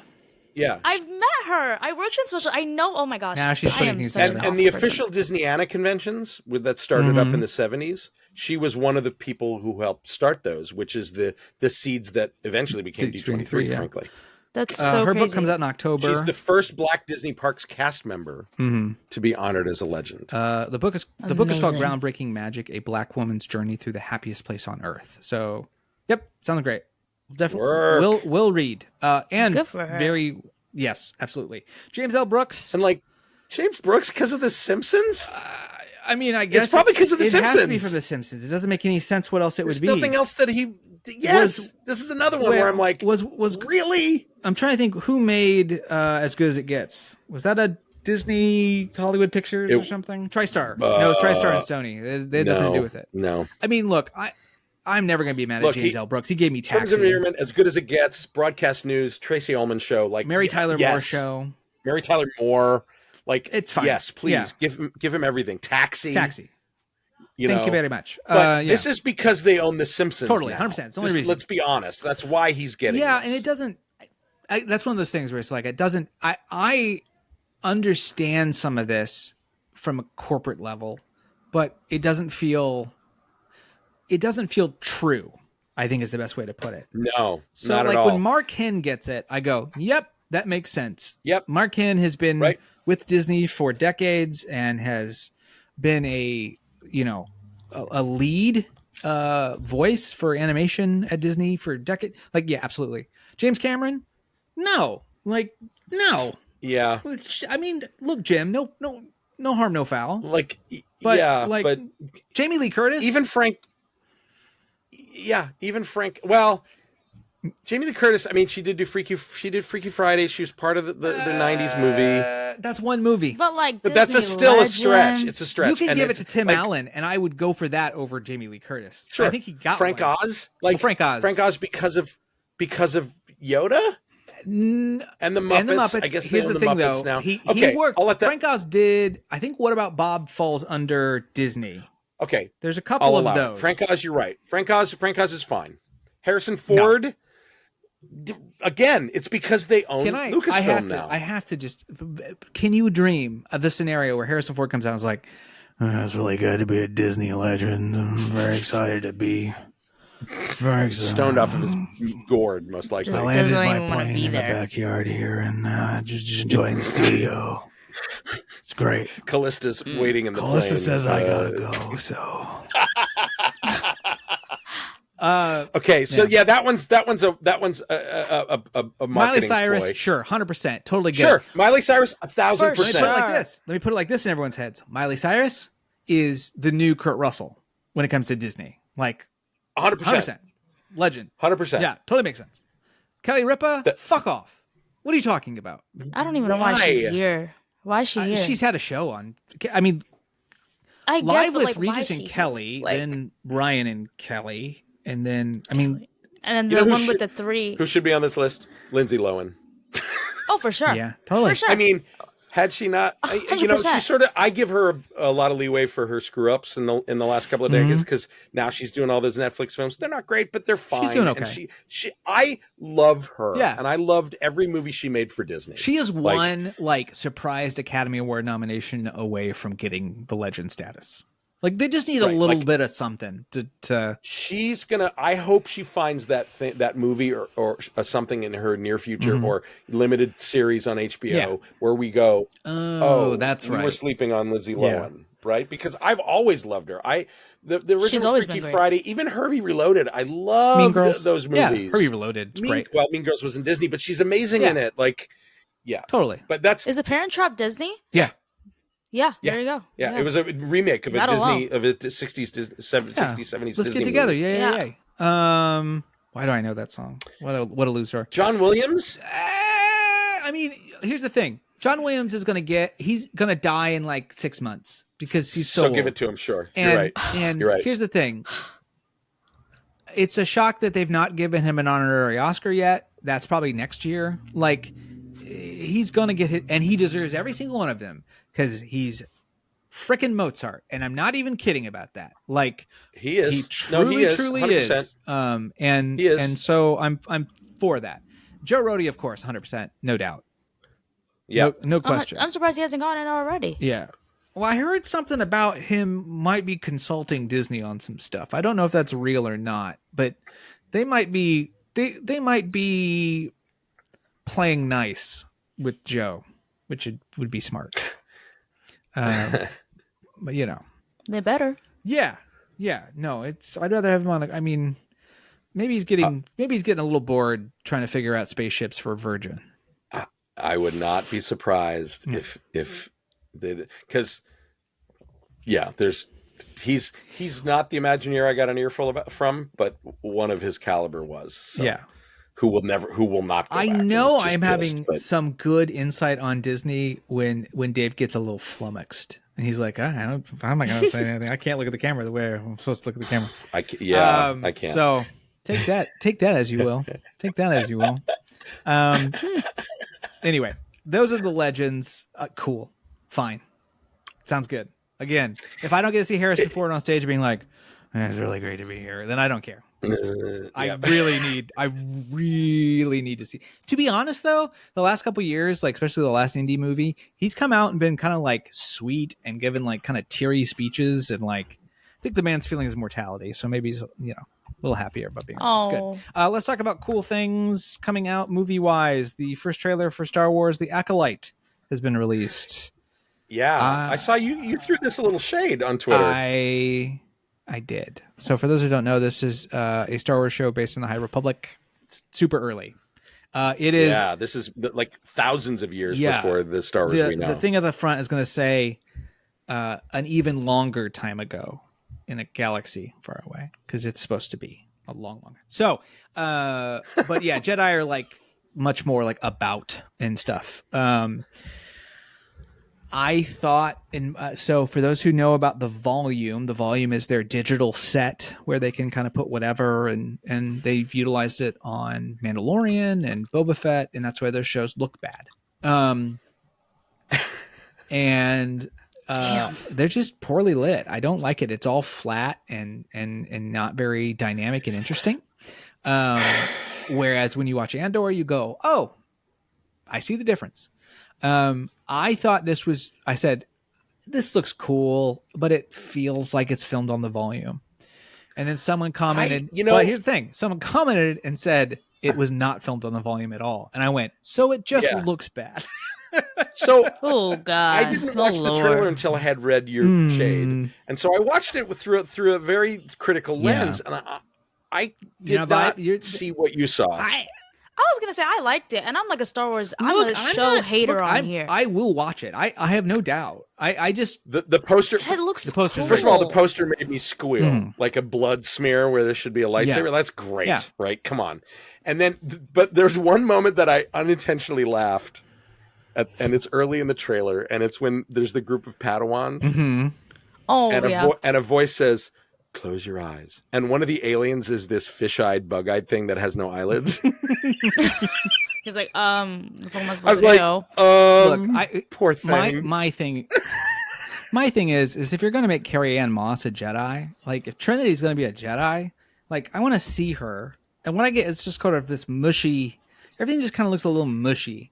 And someone said, "Look, man, it's YouTube. It's just going to be the downgrading of YouTube. Like it'll look better." And I said, "Okay, I'll just watch it on the downgraded stream on Disney Plus." Like maybe these shows look nice. I don't know because they come in at like bit rates that and it's like because they're not. Even though they say they're 4K on streaming, 4K streaming is not 4K. Anybody who believes that you're deluding yourself. That's not a 4K. No. Yeah, Nathan and I could talk about that ad infinitum. That oh boy. Oh yeah. People would crash their cars as they fell asleep. Because boy howdy. But okay, maybe I'm being mean. I let's hope for the best. I think it looks cool. It looks different. I'll give it that. For like what we've seen out of the Star Wars universe, like I think it looks different. I hope. This is a weird thing to hope for. I hope it's as violent as the poster. Yeah. Promises. It looks violent. Yeah. Totally. Right. Give us something different.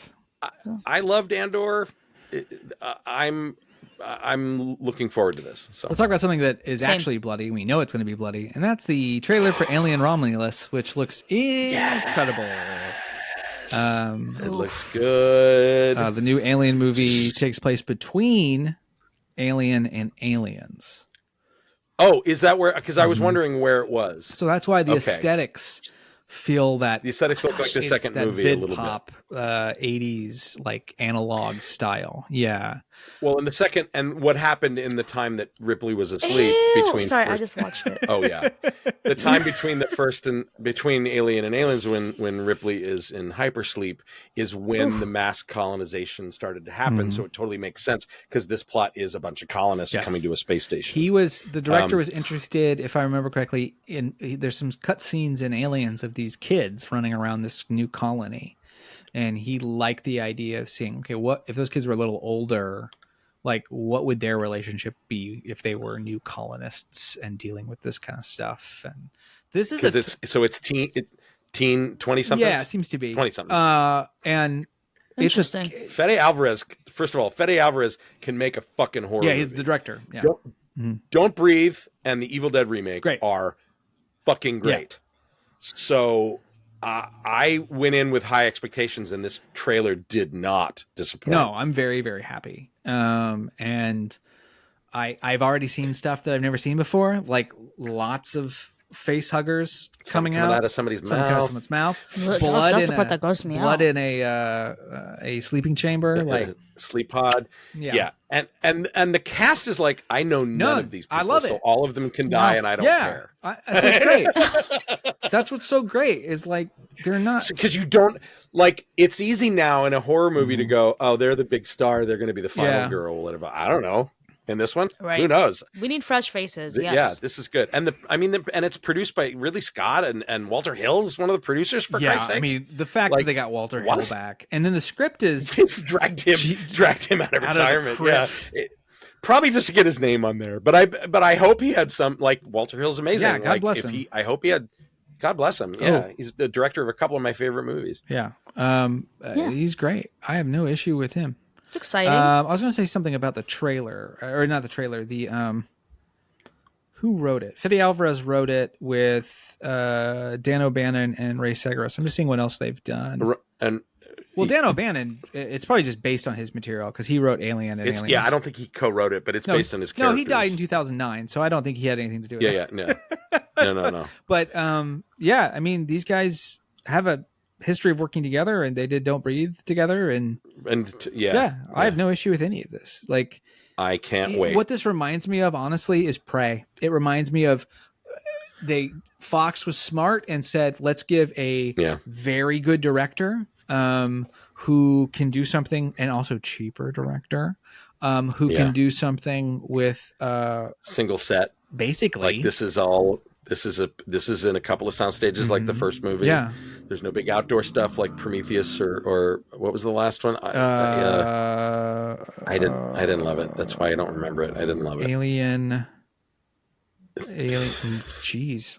Wow. Jesus, I can't remember. Yeah, it's that forgettable. I saw it once in theaters and never again. Covenant. So I'm looking forward to this. Covenant. Yeah, I didn't like either of them as much as I wanted to, so I took both and I merged them into like a movie that I actually thought worked fairly well for my purposes. You cut Prometheus and Covenant together? Yeah. And until I want a copy. I'll send it to you. Yeah. It goes back and forth. Like, it's not just one movie and then the other. It kind of merges and then goes back. Oh, that might make it better. Maybe. Yeah, sure. I don't know. I used some deleted footage and some promo stuff to help. Oh, excellent. Too. So that's cool. Yeah. Nerd. Yeah, super nerdy. Yeah. No, I've never really talked about that. Like, film remixing is something I did a Christmas Carol, but I took all the Christmas Carol movies that we love and I merged them. So I want that.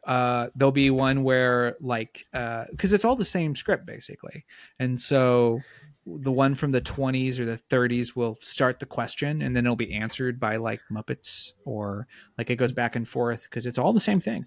Is it on your YouTube? There are clips and stuff around, but nothing too hard. I want to see those. What else did I do? There's a thing. Yeah, me too. There's a thing I did a James Bond one with Quantum of Solace and Casino Royale, and that doesn't work anymore because they changed plotty stuff in the later films. But right. And then I did Back and Forth to the Future, which was I took all three of the movies and mushed them together into a 5-hour. I want to see that one. Yeah, I want to see these. Yeah, I'll send you copies. Yeah. I mean, no, I won't. You'll own the DVDs, and then I will tell you how to edit it together. That's what you're gonna do, right?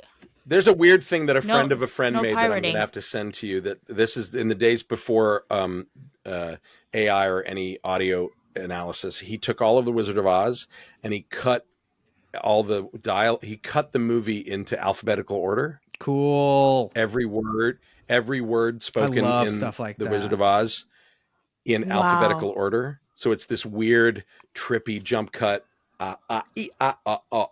Bing, bang, boom. Right? It's the weirdest thing you've ever seen, and get rippingly high and watch it. And it is so much fun. Here's the thing about something like that. And it's a brilliant piece of performance art is what it is. Really. Right. It's great. Something like that is something that you can create. And then if you're good at marketing yourself, it's suddenly in a contemporary art museum. I think that's what I actually think that's what happened to it. A friend of a friend made it. I happened upon a DVD copy that he gave me, and he's like, a friend of mine made this like 20 years ago before this was easy to do. Oh, and God, you should check it out. Oh my God, I didn't even think about that. I know. On film? I know. Oh my word. Okay. No, I think he did do it digitally. Oh, but still. But it was before any of the automation. Yeah, it was before the automation. Yeah. Before, I think he literally hand cut now it. You can. I think. Now you can tell, like, this is getting nerdy. Now you can tell Premiere, hey, you see where all my cuts are. Just make the cuts for me. And then it will take a video and cut them all so you can have the clip. Like, it's so much faster to do weird things now. Anyway. Oh, it's on Vimeo. Cool. Ooh. It's called Of Oz the Wizard by Okay. Matt Bucky, Bucy. That's the guy who made it. Let me see if it's got it. in alphabetical order. It's on. Of Oz the Wizard. Yeah, alphabetized version of the entire film, April 2004. So yeah, 20 years ago. Ooh. That's 2004 was crazy. 20 years ago. God damn it. Yeah. For those of you who think this must have taken a long time, it didn't. I wrote a couple apps that made disassembly go quickly. The There you primary go. work took me and a friend about 20 hours. So, but then 2004, he wrote Pretty software cool. to do this in It's 2004. pretty cool. That's Yeah. wild. Yeah, it's check it out. It is one of my favorite bits of internet weirdness. Awesome. It's so good.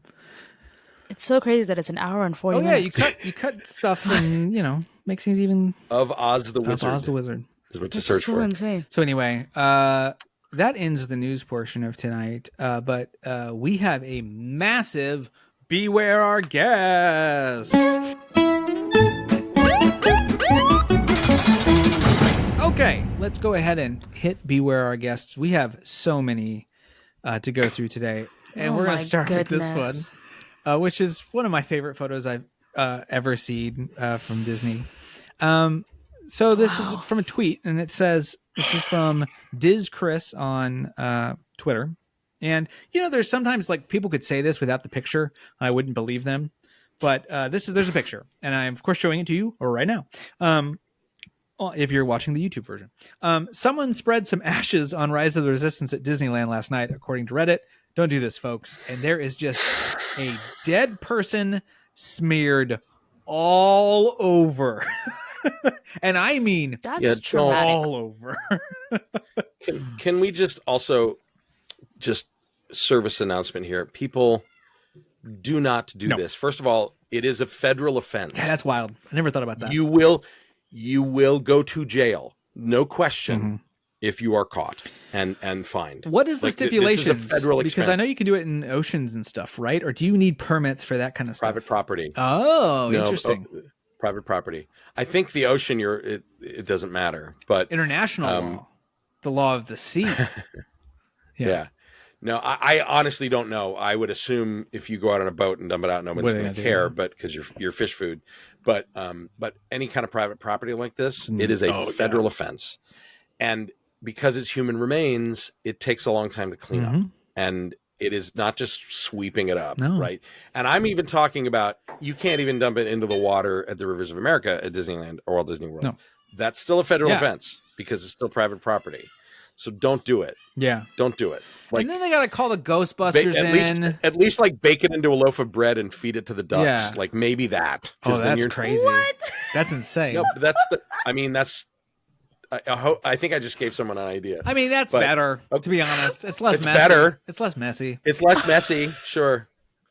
You're gonna be. Look, you're gonna. It's dust to dust Yeah. anyway, right? We're all worm Except food. when you go back, Dave, you're not thought this all the way through, because when you go back and then that duck waddles up to you and goes, Dave. And you're like, oh, the spirit of my friend. Sarah's freaking out. What? What? Baking your friend into a loaf of bread? I wouldn't feed it to What are friends. you, Like Sweeney I'm not Todd? that gross. No.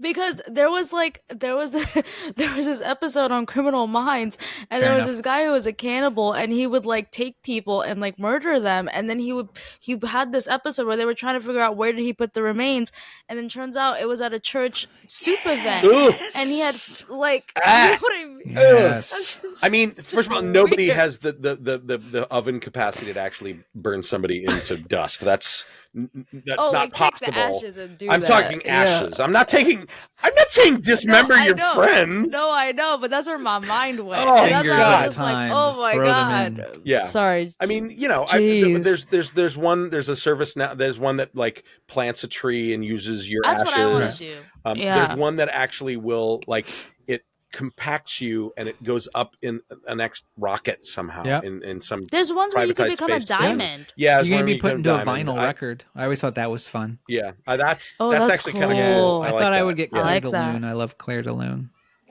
That Yeah. sounds nice. That's actually that's a beautiful idea, and then give it to a loved Yeah. one so they can play the record. That's actually Or- really or Oh, put that's you- cute. poetic and lovely. Put you into some poppers, maybe. Little snort of your friend. Could be fun. Well, look, cocaine's already cut with something. Hey so now. Hey Right? now. cheap stuff's already cut with something. So I'd rather have people have fun with me, please. This is. I want to Not go in back that to way. this. take me to Whoa. a rave. Yeah. Let's go back to this Yeah. photo though, because I couldn't imagine a better ride to fuck up like this than this ride. Shiniest Because of floors that floor. possible. The vehicle, it's not like dumping you into the water of the Jungle Cruise and it's water and it dissipates it and it's harder to see. No. It like what do you think is going to happen when you do this? Yeah, did they think it was going to magically disappear? Yeah.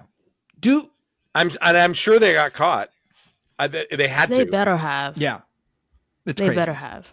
That's crazy, and I think it's so traumatic too. Like, imagine you're on the because what if it My like brain I don't would think not- it just fell onto My the brain ground. would not go The to place- that. Like the dust probably went somewhere. Look, pre-internet, this still happened yeah. a lot. Oh, yeah. You want to know where it happened the most? Haunted of Mansion. course, Haunted Mansion. Yeah, Haunted Mansion. Followed by Pirates, and then followed, strangely enough, by Winnie the Pooh. That is weird.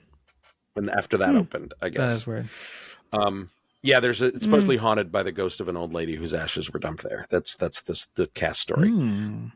I think I've heard something about But I guess. Yeah, we'll have to go into ghost. There's ghost. We should talk about Disney ghost stories at some point. we'll do that for a Halloween Yeah, episode. that's a good Let's do idea. Halloween Yeah. episode. That's a good idea. Listeners, if there are any listeners who are cast members who want to submit stories, Yes, absolutely. For any and purpose. Sarah, you and I can dig through our Rolodex of cast members and see what stories we've heard. Oh, and That would I'll be hit a 'em up. great. Let's earmark that for Halloween. so that's Halloween, but Yeah. but in there general, was at Bing Bong's. There's a ghost there. We know her too. At Bing She's Bong? there At all the time. store? At the store and at the stock room behind the store. She's there. It was the girl that got ran over at the parking lot. yep, I've heard of her. I've heard You of her. remember? Oh, yeah, she's there. I will say, Yeah. we'll get into that in Halloween. I heard her too We'll get sometimes into when I was Halloween. when I was Hush, a DL. woman. We'll do this in Scared. Halloween. We'll save it. We'll But save it for what I will October. say Yeah, 7 is, months look, from now. we have cast members that listen. I know you do, and I know we've had certain, like Joe has said, "Hey, I've worked on this ride. I know this sort of thing." You can come in anonymously and tell us things. Like if you just say, "Don't Send the tea. say my name, but I want people to know Send this," us the tea. I Send would us the love tea. it. So please, we'll do a whole new segment. You know what we need to do for We'll tell this it. is more probably for Valentine's Day. I want all the stories Sex. of cast members finding people having No, sex. that was in our the park, 'cause 69th. I have We're gonna do that for our Oh my 69th God. episode. Remember? 69th Yeah. episode. Right. Yeah. That's Right. coming Coming up. up. That's coming I up. have one too. Oh, I have oh. one. Oh, So I I'll wait for got it. 3 or Yeah. 4 of them from Universal when I worked So there. nasty, Yeah. y'all. So Yeah. I think Mhm. okay. So I'm saying it right now. New segment. If people bring them in, cast member confessions. Right. We'll have Yeah.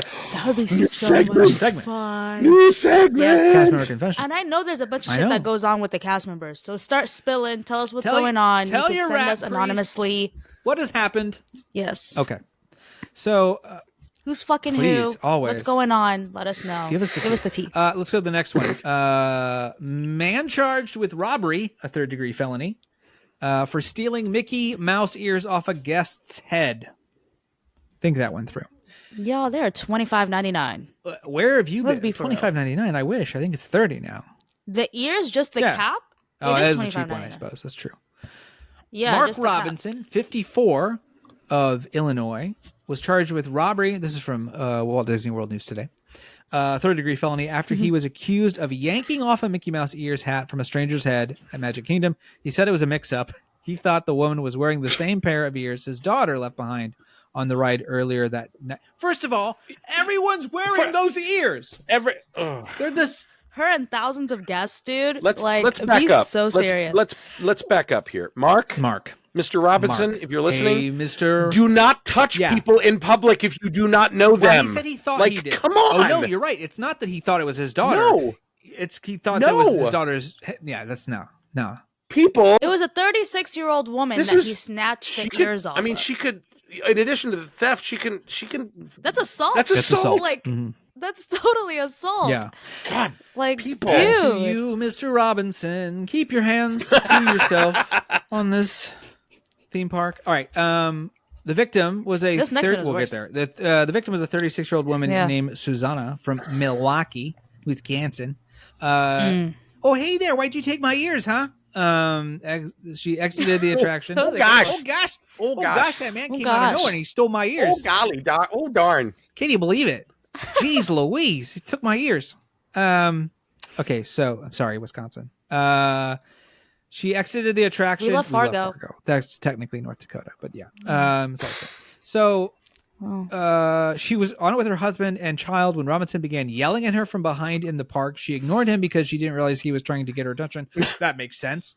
Mark proceeded to forcefully snatch a Mickey Mouse ear style hat from off of Susanna's head, claiming the hat belonged to his daughter. Susanna told him the ears were hers. She bought them a while back at an outlet store. Robinson began to argue with her. Susanna's husband pushed Robinson away from his wife. Who does this? Just Crazy. garbage people, dude. Crazy. The only thing I can think of is maybe it was embroidered and maybe his daughter's name is That would, Susanna. I feel like the story But would have even said But that. then- that's still But even then, like, why are you touching people? Like, this is so weird. Like, the level of entitlement is so wild. Yeah. Like, yeah. just don't do that shit, please. You could, I know. You could rip the shirt off my body, and I'm pretty sure I wouldn't do anything. like my reaction would be, "What the hell?" No, I'm throwing I hands know, but, like- immediately. But do you know what I mean? Like, Immediately. it's just like this. It's such a shocking It's a shock thing for sure. that, like, Yeah. I don't blame her husband for pushing him at all, because it's like you're just immediately being assaulted. Like, it's I don't Yeah. know. I mean, maybe I would get mad. I don't know, but I would have to like figure out what the hell was going on first. No, hands immediately. I'm Hands. sorry. Throwing hands hands. immediately. Look, I'll figure it out thinking of- later. Not But you're doing anything throwing is hands. totally privilege. I understand that. Like, I've never been put in a Yeah. situation where I've needed to throw hands, so I've not considered it. Yeah. What I will say is, I get this vibe of this guy. It's like Raiders of the Lost Ark. He just like he looking for one basket, then he goes into a lane with tons of them, right? And he's like, "Which one's the basket?" It's the same thing. It's just there's like 1,000 hats, and they're all the same. Why would you choose this one person? And I don't. Just so strange. Some more thievery. Guest arrested for stealing Disney 100 Pandora charms from Uptown Jewelers at Magic That's Kingdom. crazy. A 45-year-old Texas woman was accused of taking a pricey limited edition diamond Pandora charm from a Magic Kingdom store while this is also WWNT, while a 13-year-old accompanied her. Let's see here. Instar Kudrar Lofta, 45, who lives in Houston, Planet Houston, was arrested in December and charged with grand theft. Of course, this is coming out now because this is how things get rolled out later. The situation unfolded when she let's see here. Basically, it was almost a $2,000 charm went missing. And It's the whole bracelet full of right. them. So the idea of this charm, of course, is each charm is worth about $150 to $250 each. Which, by the way, it's those Pandora bracelets. I don't get they're white ladies. white ladies love it. Yeah. But she just walked away with it. I mean, It's here's what I Am I wrong? here's what I don't get. You can You're be in not a wrong. mall. It's like Vera Bradley. It's like charm bracelets and Vera Bradley. Those are white lady things. So you can be in a mall and they're going to have security cameras for your jewelry. Let's back up. Just like we backed up for the guy about assault. Yeah. People, security cameras are a thing. Yeah. And if you think that if you're in a store and you look around and you look and think you see the camera and you think that they don't see you, you are wrong. Literally. Like, have you guys ever been backstage at like a Target and seen the security room at a Target? It's insane. Like, they literally have every square inch. Yeah. Have you ever looked up? I heard they have them in like the aisles. They like, do. like literally and, eye level. and nowadays there's when people dwell, they notice when people look at the camera, and the camera will alert this person looked into the camera, so we're gonna watch them because we think that weird. that they know they're being like Crazy. the systems are real smart, and this is not possible. So it says that the employee looked away for a second to get a different ring, and then she pocketed it and then paid for two smaller things. Right. Well, here's why you could. Here's why you can get away with that and be loosey about that and goosey and turn around and come back to it, because there are fucking cameras everywhere. You like the lady didn't like this worked out exactly the way it's supposed to. And it's an almost $2,000 bracelet. Yeah. You really think that they're just gonna allow There's this a camera trained on- $2,000 bracelet, girl? It's a camera trained Like- on that enclosure. Yes. Like, come on. And then you're going to walk out in probably one of the most surveilled places ever in the country, girl. Yeah, it's just. Let's go just to use our Fort common Knox. sense. If you Let's want to use our steal shit brains. and you're going to act this foolish, Like- just go to Fort Knox, right? Just walk in and try Just to so take some stupid. gold. So I understand that And with- thievery is often a compulsion. sign. Like I get Yeah. it. Like, but I don't understand it because it's like the bracelet ain't even that cute. Like, you know what I mean? Like it's really regular. Like Honey, it's it's not Pandora. worth it. It's all regular. That's like honestly, It is. honestly some Pandora stuff is kind of cute. Like they had like this little padlock collection of a year ago. I was tempted, but No. I don't know. Just Okay. insane. Good But luck. good luck. Another thievery attempt. New Jersey man arrested at Magic Kingdom after being caught answering stolen cell phone. So apparently this was on. This was first bad. of all, the ghosts of Christmas are coming after this man because he tried to pull this off on Christmas Eve. So thing one, Yeah.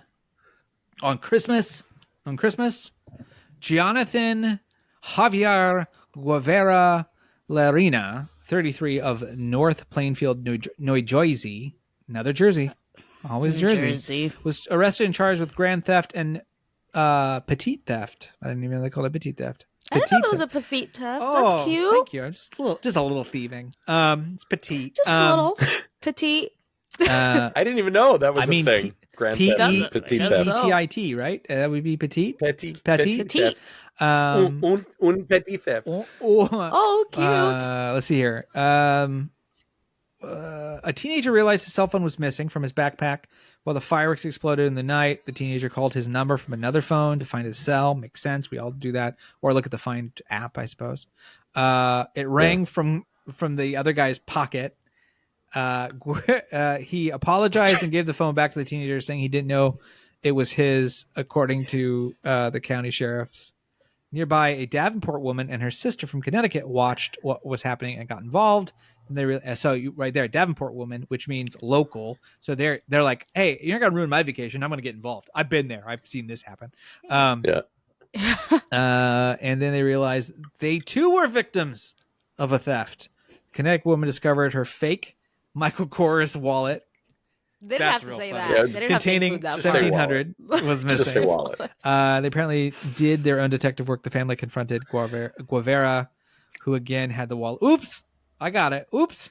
And then authorities got involved. So, yeah. I have a question. Yeah. If you're going to steal from two people right near you, why do you keep standing next to them? Why did you not move to a point where they would not hear the phone if it rang?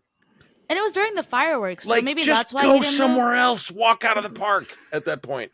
Not that I'm condoning theft, but But like, why? But like, be a That's some- smart yeah. thief. Yeah. what an idiot. And do this at a park, not a theme park. Like, There's lots of people watching go to you. a Yeah. park where there is no cameras, just trees and dogs and squirrels. Not. It's unfathomable why people do this. It's insane to me. So And he's clearly on stupid. vacation. He's from Jersey. So this is why he Yeah. didn't leave, because he wanted to see the fireworks too. The reason he stole was to cover the cost of the trip. Fair. Like, that's the fair. reason. I understand. So, like, I understand we're in a recession, y'all, but like, This come on last now. one has a twist I was not expecting. Okay. So we're going to talk about this. Woman swims topless at Saskalua. Is it Saskalua? Sasagula? Sasagula. Woman Sasagula. swims topless in Sasagula River at Disney's Port Orleans Resort. So this would be the river that if you have ever taken a shuttle boat from like Disney Springs or the other resort down to Port Orleans to check it out, which is what we used to do, this would be that river, right? So it's a river, right? And the incident was reported on a Facebook group. Apparently there's a video. I couldn't get it to work, but maybe they've taken it down. I don't know. Well, I think it was taken down. I went searching Such a on shame. the Facebook group that they mentioned. such a shame. Yeah. So here's what's fascinating. While toplessness is not explicitly forbidden, guests are not permitted to be in the park's public spaces at Walt Disney World in inappropriate or vulgar outfits. That's So weird. here's what's weirder to me. Look, that's just that's public nudity. It's not good. You can't do that, right? Yeah. So here's what I think is wild. But no, I'm saying it's weird that it's not explicitly said that you cannot be topless in this area. Because it's probably covered under public Yeah. nudity. Also, like no tea, no, tea shade pink lemonade. Like, maybe more bits at Disney would be nice, to be honest, right? So I think they should have a nudist day at the Yeah. water parks. Why yeah, not? Oh, I like this. Okay. I like this idea. It's I can see it. I've seen I can Disney see fans. it. It's not going to work out in my favor. No. This isn't the Maybe French not, Riviera, maybe not, but but ew. Do you know that a woman in Canada, she was sunbathing topless. This was in Jason's, not his hometown, but the town he went to school in, Guelph, which is outside Toronto. It was a very hot, sunny day. She was sunning herself topless. She got arrested. She sued because there were men that were topless near her. And she said, that's unconstitutional. I should be able to do it too. She won. So, Truth. yeah. So Love that for you. does every woman want to be topless in public? No, Nope. but it sets a standard that You should have the right. you should have the right to, right? And Yeah. so now when you go to like the Pride Festival in Toronto, like all the lesbians are like tops off. It's Yep. Love Love that for it's, them. it's glorious. So here's what's wild. I have Hold on. That's Before- amazing. Let me finish this real quick. Here's what's crazy about this story, okay? Guests reported that she was swimming in the river. The cast members informed them technically there's no rule against swimming in the river. Ugh, really Crazy. gross. However, it's not advised because of alligators and dangerous Yeah. wildlife. And it's gross. Not advised. And there are boats there that go by all the... How is It's gross. that not a rule? I don't understand how that's not a rule. It's gross. That's gross. Right. It's If I nasty. can't jump into Yeah. a fountain, you have rules for fountains, but you don't have rules for this massive river that I don't want to get too crazy about it, but has had instances in the past where creatures have done things that aren't so great. So Yes, sir. Yeah. it's Yes, sir. a shock to me that there's no rule in place. Maybe this is just what the guests thought, but anyway, that's where we're at. Dave, what were you saying? Maybe it's survival of the fittest. I have one more to add that was not on the Oh, list. please. And this is Oh. a bit of a downer, but it needs to be talked Okay. about. I had Oh. a beware our guest moment on March A personal 2nd, one. when we went for Oh, a yes, personal I know one. what you're talking When- about. You guys remember I tweeted Yeah. about this. Yeah. It was on Mini Gay Day, which is the halfway point between main gay days in California. I just thought it was for which is in short October. people. Our Gay Days is not during Pride Month; it's in October, and so they did a mini one now in March because, frankly, the main one gets so crowded because of Oogie Boogie Bash overlapping. It goes earlier, so those Yeah. weekends get filled up with a lot of people coming in from out of town for Oogie Boogie Bash. So Gay Days is kind of a shit show in California now, which is why I think the fact that they're doing Pride Night during actual June Pride Month is way better and cooler. Anyway, we decided to do Batu Pride on Mini Gay Day. In the future, I might change it again, do it on May the 4th or something. Who knows? Regardless, we had our fun, and then I changed out of my bounding outfit. We went over to California Adventure, but there's a lot of queer people in the parks that day, and I was waiting for friends to come off of Radiator Springs Racers with my friend Ian. Ian's a listener, Ian Molina. Ian goes under Ian Draws Things with a Z at the end. Things. He is a very talented young man, a very talented Hi, young Ian. artist and queer. He's lovely. And we spent a great day together. And we're sitting there waiting for friends to come out. And this teenage kid comes by and calls us both the F slur. And I'm going to say it. They called us faggots. And we sort of looked at each other like, did that just happen? Yeah, it's And wild. Ian being the feisty young and that I could give a shit, whatever, call me whatever you want. I call myself faggot. I'm going to reclaim it. Yes, I am. Thank you, sir. Thank you for noticing was what I was going to say. But Ian got all feisty and fuck you, man. And cussed him out as he walked away. And I was like, whatever, we'll just wait for our friends. And then there's that stroller area right next to Radiator Springs Racers entry. The family went into there to get their stroller and pick up stuff. And Dad, who is this big burly maggot, most likely, Yeah. locked eyes with me, literally locked eyes with me and just mouthed, "Faggot, fucking faggot," and over again. And then literally did a throat slice with his hand and threatened me with violence. And I'm literally looking around for a cast member and nobody was there. It was not close enough for the entrance. Had I gone, I would have had to gone out. I was waiting in the exit path. I would have had to gone out, go to the sign and pass this guy. And it's like, it's not worth it. So I literally did this. I went, yeah, and just smiled and waved. And I said this on Twitter. A lot of people came to my defense and said, "You sorry you had to go through that." I was not hurt by it. Trust me. That guy, I don't give a fuck what that guy thinks of me. He's a loser. He's a loser. We all know what his browser history shows. I was going to say, that man wants poppers. Let me put it like that. That man wants poppers. That man thinks about gay sex more than I do, most likely. And has taught his and has bullied people and made what I felt bad for the kid. Sure. Because the teenage kid is modeling his behavior after his dad, has probably seen his dad be mean to other people and gay people, and not only thinks it's okay, but thinks he has to in order to survive. Even if this kid doesn't turn out to be queer, he's doing this as a defense mechanism because his dad is a piece of shit. So I feel really, really bad for the kid, and the kid didn't look at me. The kid wouldn't look me in the eye. Like, I tried to look at the kid to sort of say, "Hey," and wave. I'm a real person here, and everybody said, "Oh, you should have told the cast member." Nobody was there. It's fine. And here's to be honest, had I passed him, I would have begged that guy to throw the first punch. For sure. I would love some hate crime money for you, Dave. I need a new house. That's some good hate crime money. I would have gone right up to him and smiled and waved and just shit-eating grin just to piss him off. Cameras everywhere. I would beg him to throw hands at me. Beg. And he wouldn't, because he's a bitch. Because he's a bitch. That's what it is. Right. He's a bitch. But if had he done it, mama, lawsuit. Yeah. So people out there, if you see me in public, you want to call me a faggot, bring it. Get fucking toe to toe with me. I've had people do it and come toe to toe to me, and I've literally told people, punch me, hit me, go ahead, do it. I fucking dare you, do it. And they never do, because they are cowards. They are probably deeply self-hating, and they're probably like a Kinsey 3, and they've thought about penises before, and it scares the shit out of them. So fuck that guy. So beware our guest on gay days. Call us whatever you want. It only makes us stronger. So fuck y'all.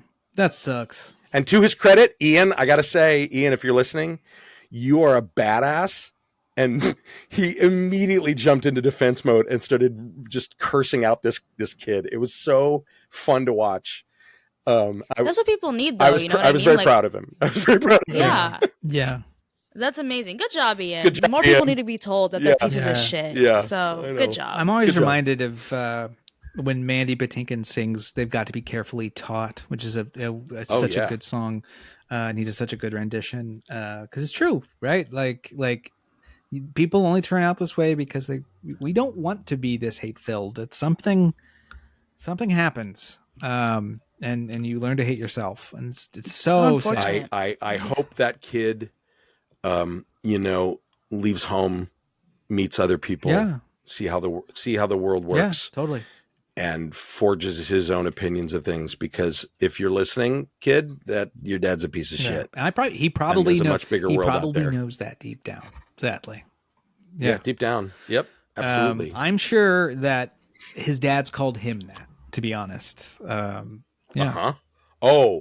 for sure. He has called his kid that slur. Absolutely, he has. Yeah.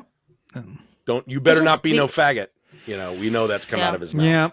Oh. Oof. And on that note, we have a little more. We'll finish with a haiku from a Studer, the computer. Poem we need something like a Studer. A Studer. Let's do it. A Studer, cheer us up. Okay, a Studer. He's painted in all rainbow colors this week. So love that for him. He's very supportive. Okay, good. How about something from the Studer? What about something from the Beware Our Guests? Preferably not the last one. Okay, anything else? What do you got for us? Anything?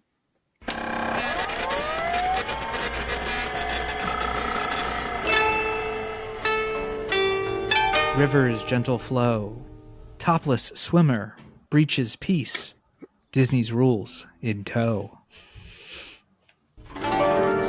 Thank you, Studer. Yes, a We Studer. appreciate it, Yes. a Studer. Tasteful nudity from a Studer computer. Yes. Tasteful He nudity. actually painted nipples on himself Yes. too. It was. I didn't ask him to do that. Wow, he's here. He's here. Okay. He's queer. job. He's not going anywhere. They are They here. are They here. are here. Oh, The Well, they- he Studer- goes by he. You are He right. goes by he. It's his. It's he He, they. they. He, He they. they. He they. I mean, if anything, look, we can be non-binary, but computers, it's all zeros and ones. It's all. Oh There it my is. god. Ladies and gentlemen, Nathan Hartman. It's the win of the week. It's the best joke of the week, ladies and gentlemen. All right. Okay. So anyway, with that, Rat Castle is produced by myself, yours truly, Nathan Hartman. Please subscribe. We would love for you to subscribe. Tell your friends. We're on YouTube. Check us out on YouTube. We have a slow growing following on YouTube. I get it. Sometimes you're like, I don't want to sit and watch this. I just like to listen to it. Totally fine. I completely understand.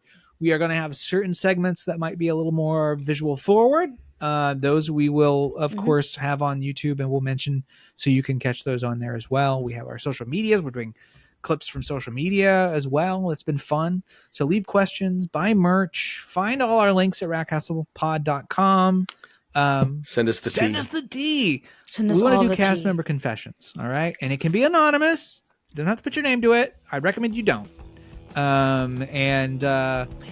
With that, grab your belongings, take off your top, and exit to the left.